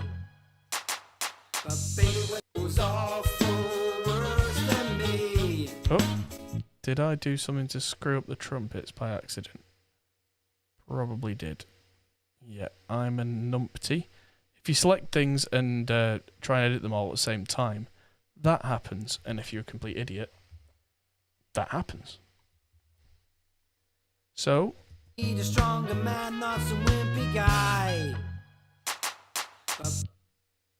So rather than a surgical EQ, I'm going to go back to the trumpet group here. Give it some of those mids back. Need a stronger man, not some wimpy guy. Doesn't need thickness. Does need a bit of shimmer. Need a stronger man, not some wimpy guy. There we go. And... what do I want to pull this trumpet forward in the mix? I want the Neve EQ around the mids 1.6, just a couple of dB. Suddenly this trumpet will just jump at us. Need a stronger man, not some wimpy guy. But baby, when the thought was you're striking inside, I see a different side to you. Right, so as soon as there's that, I'm gonna use... There's a plugin built into Reaper called MDA Pseudo Stereo. Love it. I just whack it all the way to 100% on the comb filtering, and it adds a delay, and it puts... The way to describe it is the EQ goes like up, down, up, down, up, down, up, down, up, down, up, down on one side, and goes down, up, down, up, down, up, down, up on the other side. So it literally combs the frequencies out and then delays one by a few milliseconds. It will completely obliterate the mono compatibility, but listen to this. It suddenly sat on the outside of the stereo image. Need a stronger man, not some wimpy guy. But baby, when the thought was you're striking inside, I see... Right, so the re-EQ, hello to Bruno, that's not a skin, it's not a theme, that's a whole new plugin. I don't have the link up anymore. Did anyone write the link down? Let's...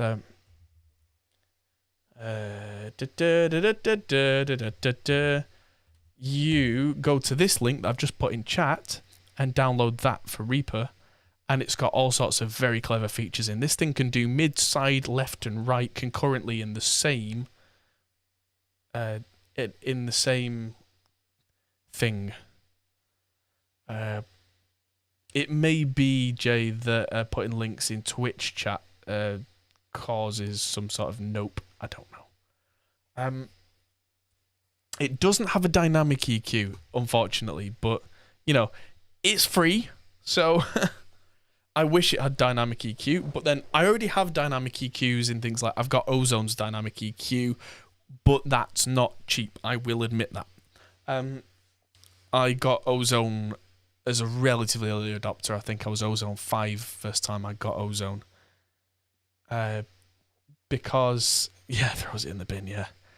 I was doing a lot of kind of small studio project mastering at the time, and Ozone was amazing compared to anything else at the time. But yeah, that. Tube origin is where anything they get you through. The NIGHT.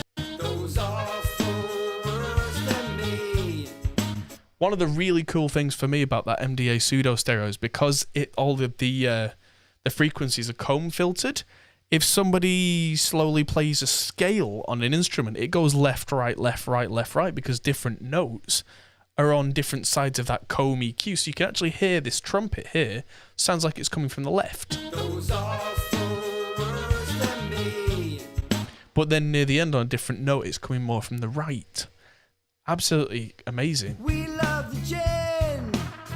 We love the gin.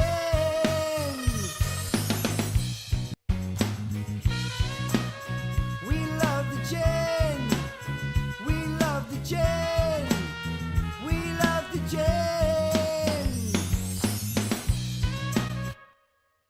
I'm just going to hit save and just copy all this stuff with micro shift over. We love the gin. We love the gin.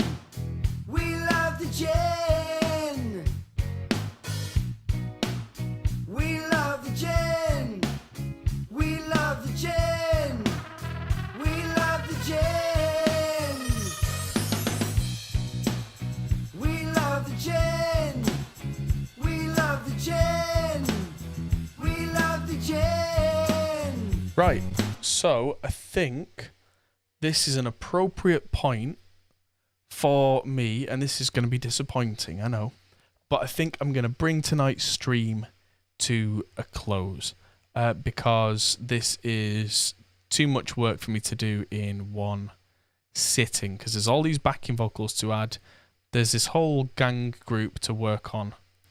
Yes, do go and give Nitsuj, I think that's how it's spelt. I mean, if you're going to use his re-EQ, slip him a couple $. I certainly will be as soon as I have a free minute, because I'm going to be relying on that plugin now, I think, because it's really pretty.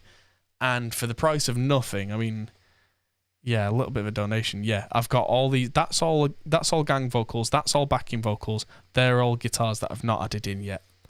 And so, yeah, having been at it 3 hours, I'm absolutely bushwhacked.